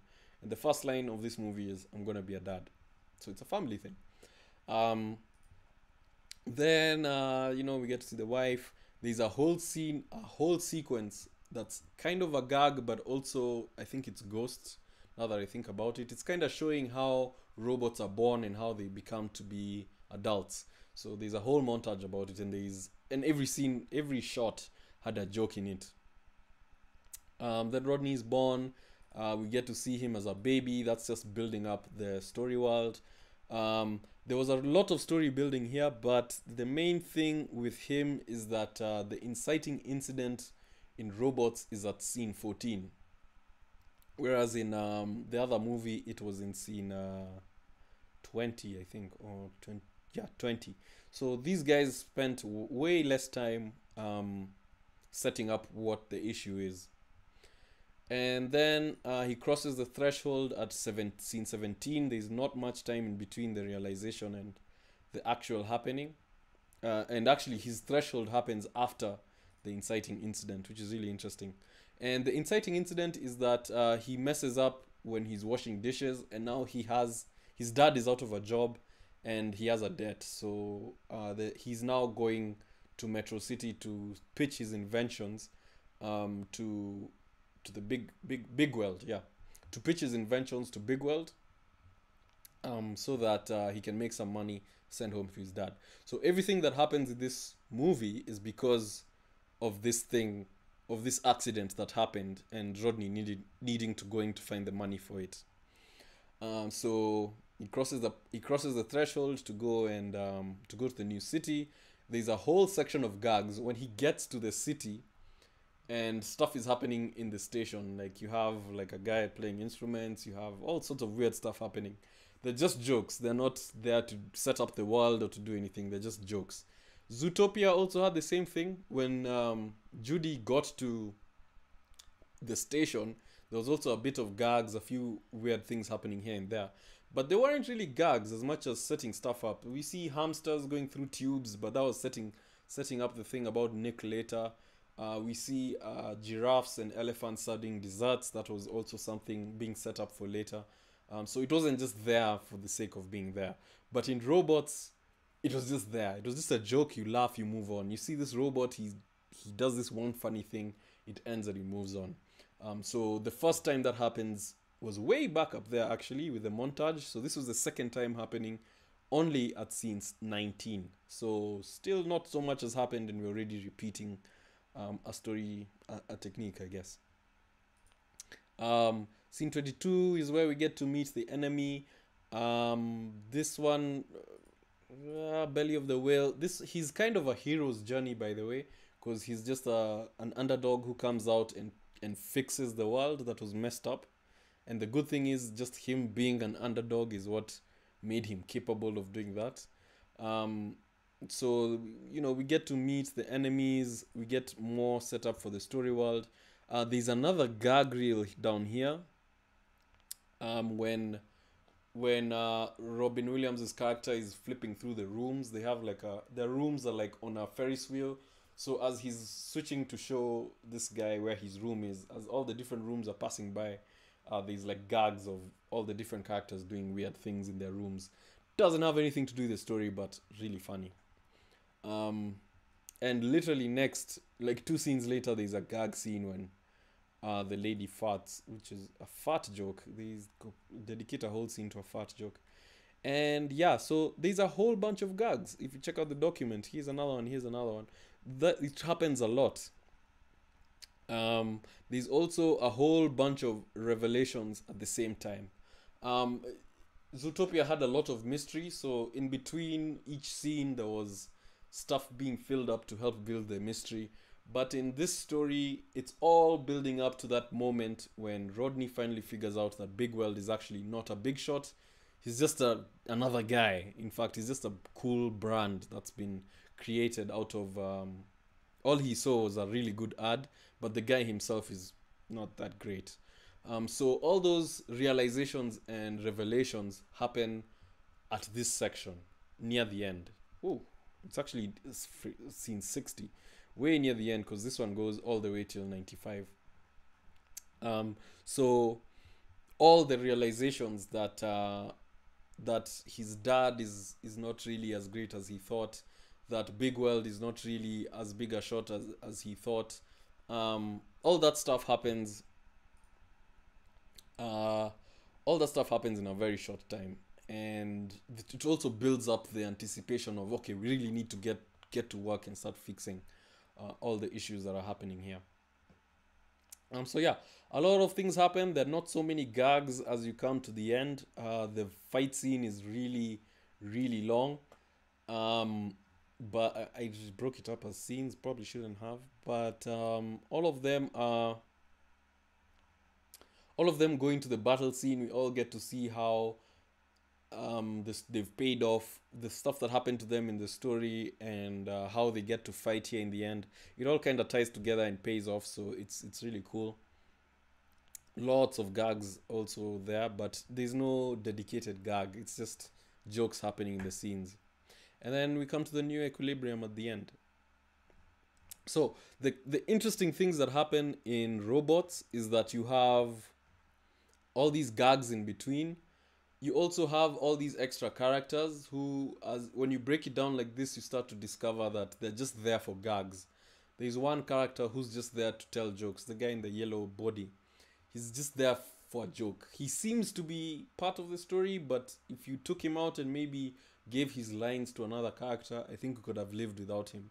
But it turns out, yeah, he tells a lot of jokes and is there to make it funny. So if I hadn't done this breakdown, I think I would have thought that he's important. I would have tried to find a way to also add that extra character in my story. But now that I know that he's just there for gags, he's just there for comedy, it's easier for me to just decide, mine is not that funny. My story is a bit shorter. I don't have time to fill in with gags. I don't have time. I don't really need an extra character. You can just cut it out and not get misinformed. So that's Robots, Zootopia. Incredibles is also pretty dense. It has 69 scenes. I won't go through it the way we just went through that other one. But what I'd say you need to take out of Incredibles is it has the same thing. The two kids are not really that important in the story. They just help drive the two parents and the choices that they make. Their main choices are to protect the family, but the two kids are kind of there just to help show how they grow. Like it's not like the daughter and the son are there specifically to do specific actions. They're there like symbols, like objects to help drive the two parents towards the realization they need, which is family is more important than heroics. But yeah, again, when you break it down like this, it becomes way, way easier to understand what's happening in the story and the purposes of different scenes and different people. So I think I've rambled for quite a bit there. Generally speaking, I hope it all made sense. As I've said, remember to check out Dan Harmon's video. That if anything here did not make sense, at least check out that video and it should help. But yeah, generally speaking, that's it in terms of script writing and scene deconstruction.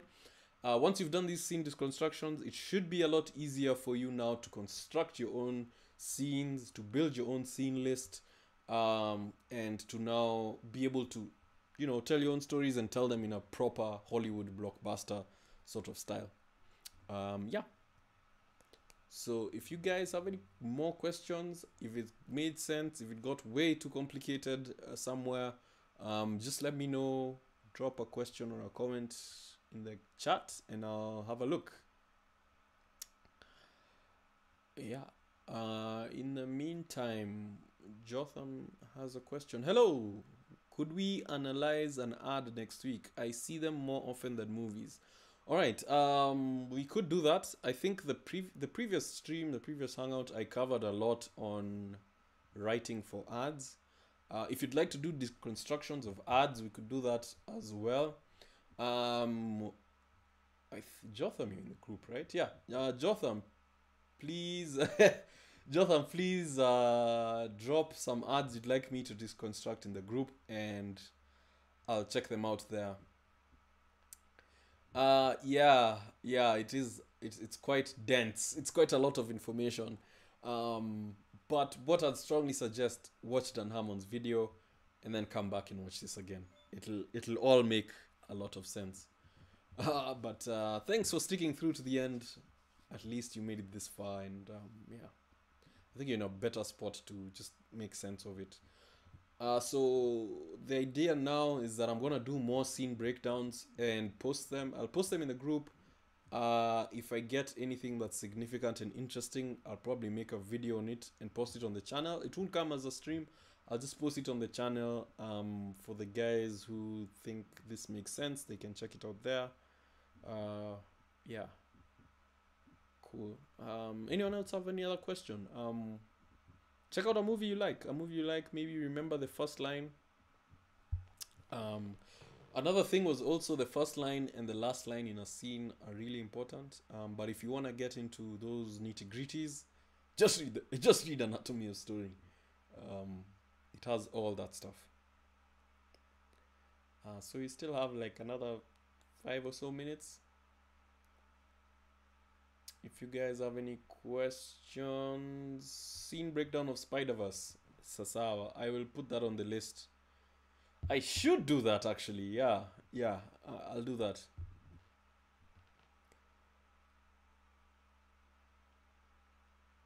Thanks, Bill. I'll definitely look into that. Spider-Verse is a really cool movie. It was also the same thing. He wanted to be a hero. The same thing, want and need. He wanted to be a hero, but he needed to learn that you don't. The hero is within you. You don't need superpowers to be a hero. I believe that was the message at the end of the day. That thing about taking a leap of faith and doing what you have to do. I believe that's what it was about. So it would be good to see how those messages are being driven across in the story. All right, so next video, I've not decided yet. We may do a Q&A next, just to discuss what we've done so far in the Hangouts. I'd also like to get you guys' feedback on how the Hangouts have been. If they're productive enough, too dense, not dense enough. Where should we go? We could go to 3D stuff, motion graphic stuff. I think we've done writing, so we should probably do next, like mood boards and storyboards and such, so that you can get that kind of thing. Or we could talk about Photoshop and how to cut stuff out and do layers. I don't know. I know a lot of stuff. I guess you could say that. There's a lot of ways this could go, and I'm trying to keep it relevant, so you guys' feedback is very important. So I'll either do a specific Hangout for info or just do it in the group. So as always, check out the Telegram group for more info. Chris Joker has a question. Really good insights. What's your view on Nolan's approach to stories? Nolan's approach. I used some shots from Tenet. I think Nolan does the same thing. He also has the same flow of start somewhere, need something, want something, and learn something. What Nolan has is high concepts. What he has is time travel, guys forgetting memories and telling the story backwards. What's the other movie? Dreams.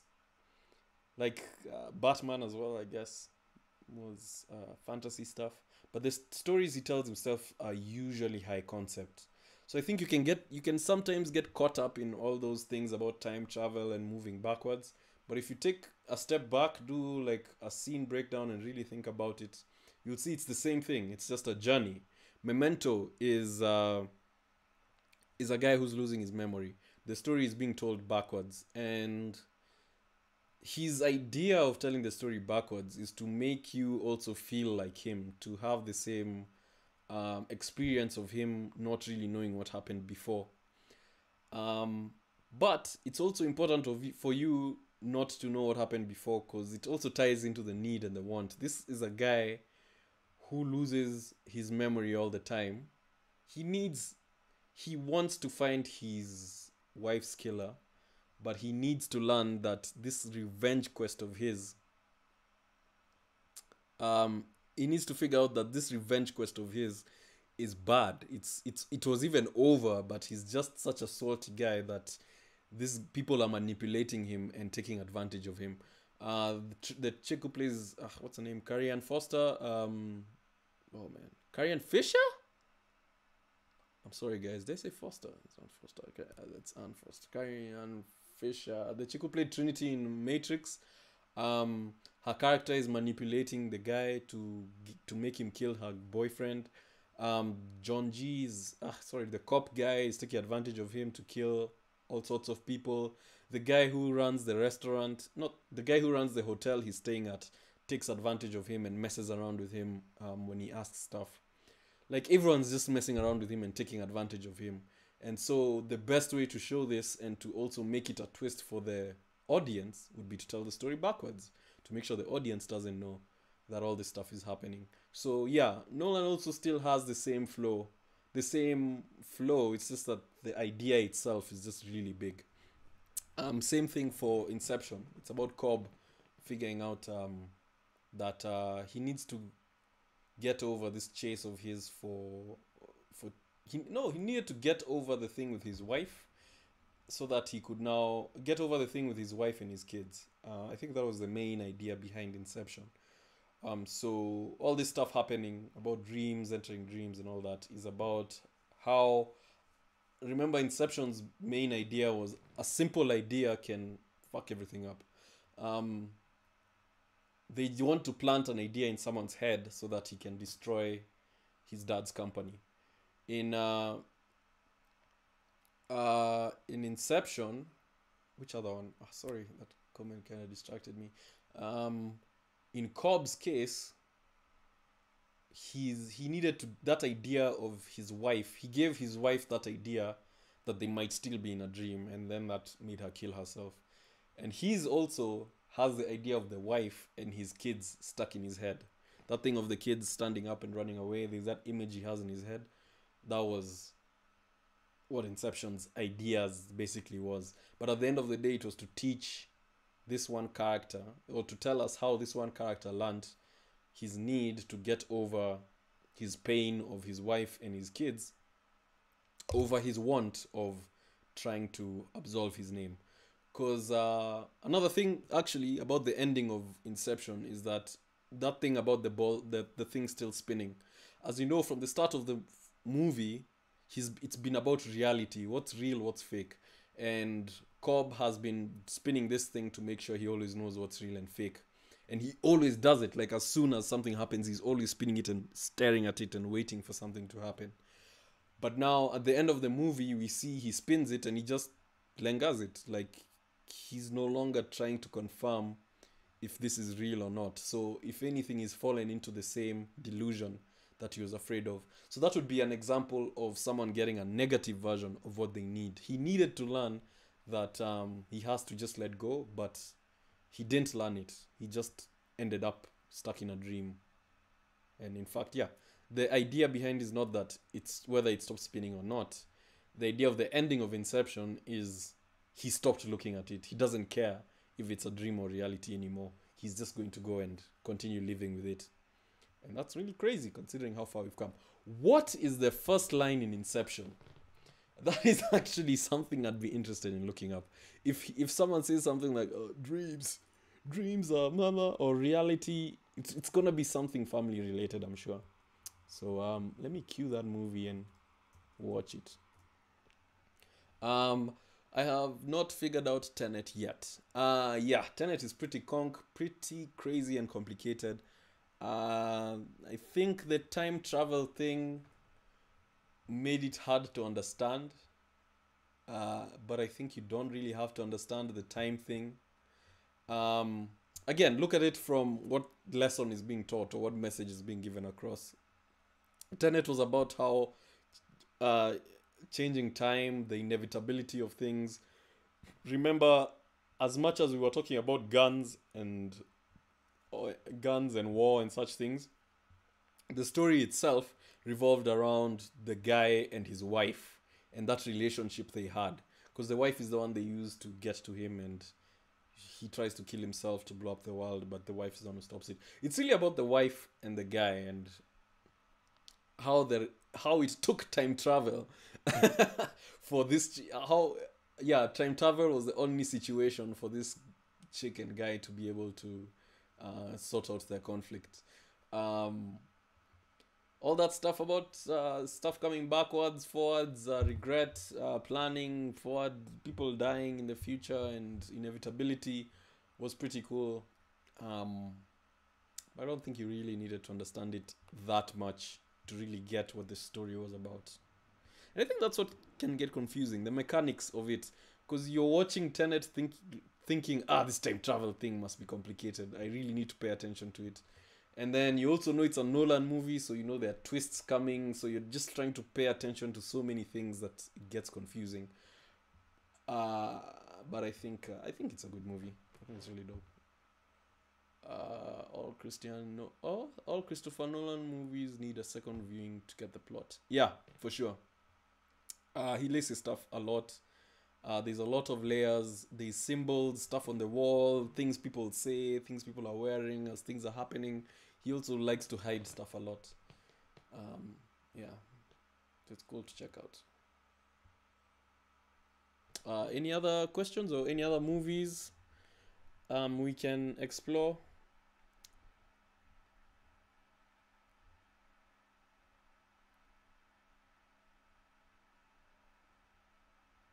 Um, there's some really cool flicks you can check out that really break this procedure. Wonderful Life is a really old movie, but it's really dope because the movie is 90 minutes long and it spends 70 minutes setting it up, 10 minutes with the payoff, and then the final 10 minutes, the movie is ending. Okay, It's a Wonderful Life is about this guy whose dad used to run a bank. The bank is about to be shut down. He's unhappy with his life. His uncle accidentally loses a lot of money, and so he's in debt. So he goes to a train. He goes to a bridge. Sorry, he goes to a bridge, and then he wants to jump off, and then an angel comes and stops him, and it's Christmas. It's a Christmas movie, by the way. And then the angel tells him, "Hey man, what are you doing? You can't just die like this." And he's like, "No man, all everything's going wrong." And then the angel tells him, "Okay, let's look at how your life would have been if you weren't. How life would have been if you weren't alive." So we now go to the do a and he goes to the future. He sees that chick he that chick that he used to vibe is now like homeless because he wasn't there to boost her morale. There's a doctor that who accidentally poisoned a patient because he's the one who noticed it. So since he wasn't there, that poison went through. That guy is in jail now. So all that whole sequence is like 5 minutes long, and then when the movie ends, and he comes back to normal life, and he's like, "Oh, I love life. It's actually not that bad. I actually have people who love me." And it turns out those people even did a fundraising to help him fix the problem he was in. So all you'd think that's a movie like the angel would show up at like 10 minutes into the movie and then we spend the whole movie just them talking or something, but no, they actually spend the first 80 minutes just setting this up. We show all those situations that made George close to those people, so that when he now comes to the past, for those 5 minutes when we're showing life without him, we're not just rushing through all those scenes showing here's where this guy is, here's where this guy is, here's where this guy is, here's where this guy is. So do you realize now that your life is actually good? Yeah, okay, so and then now he's thrown back into the world. We see the new equilibrium of where he is. Let's see. Okay, we got a suggestion there. Wrath of Man, is that the one with Statham? I have not watched that yet. No, yeah, I have not watched that yet. A webtoon called Death's Game, I haven't seen that either. I guess I have a list of stuff to watch. Um, yeah. So let's do a quick. It's a quick example of. Hmm, maybe not. Any other movie suggestions? Sorry, I haven't watched those movies. Uh, any other suggestions? Oh, let's see Inception. Let's see if I can find out the first line in Inception. Can I get subtitles or something? Let's see. It's usually crazy. Like nowadays, I watch a movie, and then the first line comes out, and I'm like, he said ABCD, and whoever sitting next to me is like, huh? Okay, okay.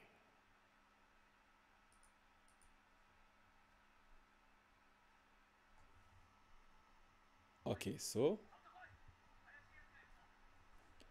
at the beginning of Inception, it starts with Cobb on the beach and he sees the toys there, but he doesn't say anything. But it's the first scene. The first scene already has those children of his, the ones he's dreaming about. So from the get go, we can already see where this movie is going.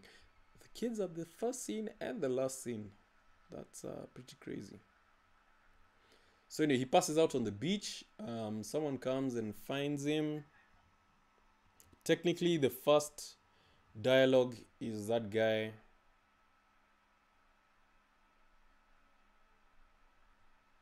The Wachi saying, "Hey, go get someone. There's a guy who's passed out here."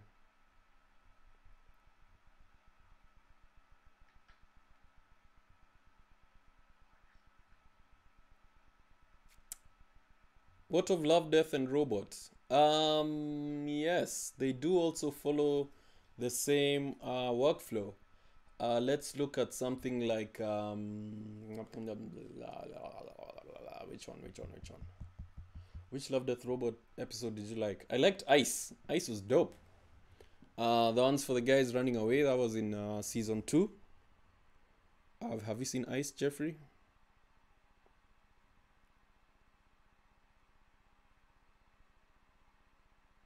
That one was dope. I think I'll actually do even a scene breakdown for that. But I find something like The Witness, that was a nice one. It didn't have any dialogue, it didn't have much going on, although the starting scene and the ending scene were the same, were kind of the same. They illustrated the loop that these guys were in.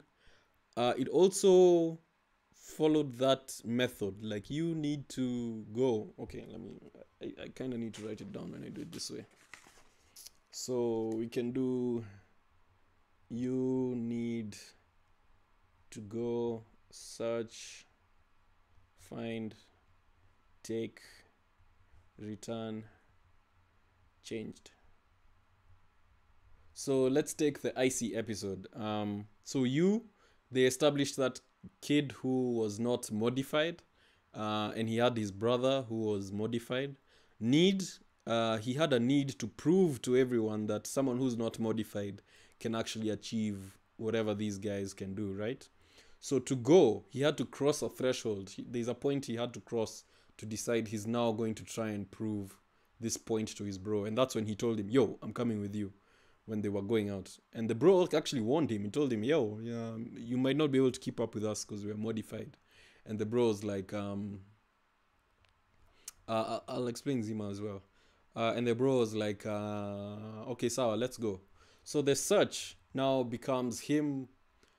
Now, as they walk towards that place where the whales are gonna breach, that whole process of them walking through and him getting hit by the wind, seeing how these guys are doing backflips and stuff without stress, that's just him getting reminders of, that's him both searching for that thing to prove that he can do it, but also him getting reminders that maybe he might not be able to do this. He's in a new world, he doesn't understand what's going on.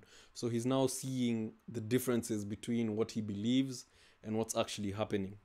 So find what you wanted. This is him now being put in that situation where they're like, hey, let's do this race from here to there. Whoever makes it to the other side is going to win. So for him, he's found that thing that's going to bring, this is now that thing that he's going to do, or that he's going to do and accomplish, that's going to now prove that he's just as good.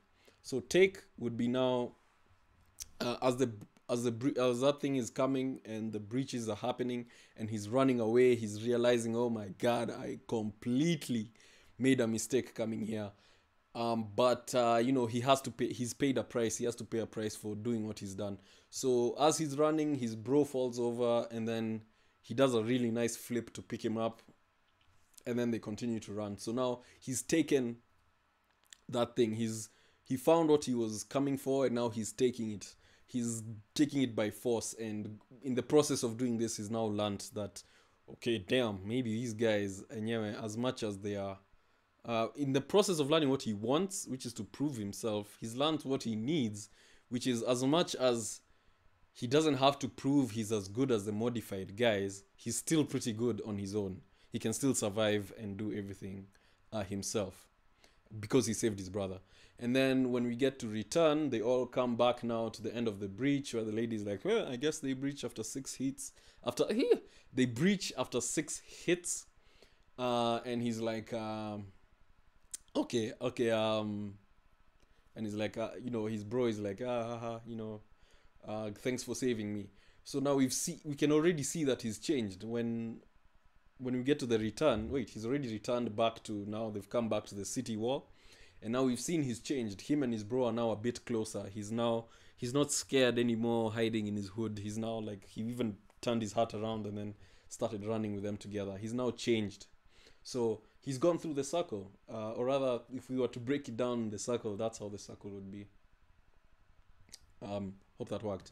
Let's say Zima Blue. So you was, that That one was set up a bit differently because it had a narrator. It had that lady who was coming in and saying, I was invited by Zima, and then she starts to give his background. So this one was a bit, yeah, this one was a bit more different, but I think we can still find how it fits into the formula. So let's say you was him. He's the tall guy. He's big. He's looking all majestic and stuff. Everyone's jizzing about who he really is, and we've now come to see that he lives out. Like it takes our boat to get to where he is, and it's a very exclusive place. And this lady has also explained like I'm the first person to ever get an interview with this guy, so it's a big deal. So that's the setup. Need is now that whole setup we're going to get about how he's been doing paintings. He's been doing these paintings with a blue box, and they've been getting bigger and bigger and bigger. And we're now starting to feel like he's building up to something. So they're kind of saying he's in the process of trying to find something, and he's not really getting there. It looks like he's not really getting there. So we know he needs to do his next big artwork, but not yeah, anyway. And then we have to go. So he crosses a threshold. This one's not so obvious. I think the threshold in this one would be the moment he actually says himself, the moment he decided to do this big project was also the same moment that he invited that lady to come over. That moment when he discovered that the only way for him to achieve the peace he's looking for is to go back to the beginning. Do they really show what happens? I think they just show that he continuously makes bigger and bigger things, and eventually he himself just decides, I just need to go back to basics. So in order to go back to basics, he crossed the threshold of calling this lady in and telling her, come and document this for me. No. I would say the need was for him to look for the answer, because the search would now be him now building up all those paintings and drawings and stuff. Because after that is where he's going to learn that making all these paintings is not actually what he wants to do. No, it's not what he needed to do. It's what he wanted to do, but the more he's done it, the more he's come to realize that it's not really helping him feel better. So he finds that what he needs to do is to go back to basics. He takes it by jumping into the water, and then as he's swimming, his body falls apart. That's now him paying a price, paying the final price to get what he needed. And then return. This is now when the little guy is just swimming around the pool and is now back to his normal state. We can now see return is when now the reporter is now reporting that now this is where the world has gone. Once he became that thing, everyone just left and got bored. And that's that. And then change now is the new world. This guy just stayed in that pool cleaning it for the rest of his existence. And that was Zima Blue. So you can kind of see, you can work backwards for basically any story. The tricky part now is working forwards. Being able to start with a story with different parts of the story figured out, and then trying to get that flow to work properly. That's the hard part, and that's the part writers are paid for. Burkina in a grand spectacle. Some in the crowd felt it anticlimactic as they walked away. Yeah, and isn't that crazy? As someone who his whole existence was based on making artwork that was really crazy and over the top and really dope, you'd think even the ending he'd make sure that it's something crazy for to really touch everyone. But really at the end of the day, he didn't care. He just wanted to end it and go back to basics. He didn't care what people thought at the end of the day, which is really cool considering where he started. Actually, yeah, they told his whole story, like how he started as just a kawaida machine and slowly built up into something bigger. So maybe I should rephrase that whole circle. I think it would be more like crossing the threshold would be when he starts doing the artwork, because they explain all that. So yeah, that's a breakdown for the robots, Love Death Robot. Um, yeah, so the first line in Inception is actually, what does he say? I can't even hear. Can you guys hear that? I hope not. I get in trouble. Okay. No, you can't. So he says he he was delirious, but he asked for your name. Uh-huh. He came in carrying a gun and this thing, which would be his the spinning top. So that's the first line. He's delirious, and he asked you by name. So make of that what you will. Let's try and see what Cobb's first line is. Maybe that might be interesting.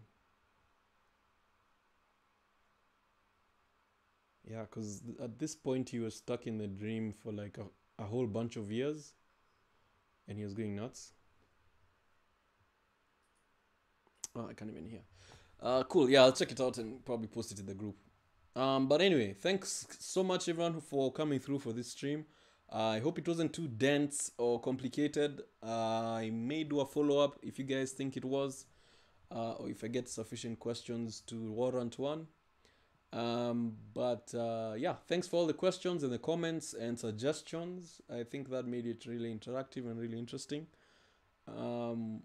Same time next week. If not Thursday, probably Wednesday. But yeah, we'll be back on next week with another topic. Join us on Telegram, t.me.ideas/ideas creations. It's also in the description.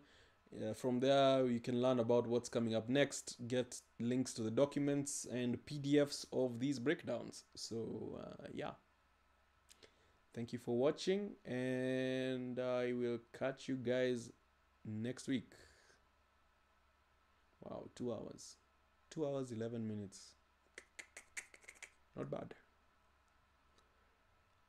Actually bumped through that presentation faster than I thought. Oh. Okay, cool. I guess there are no more questions. Thanks again, and see you.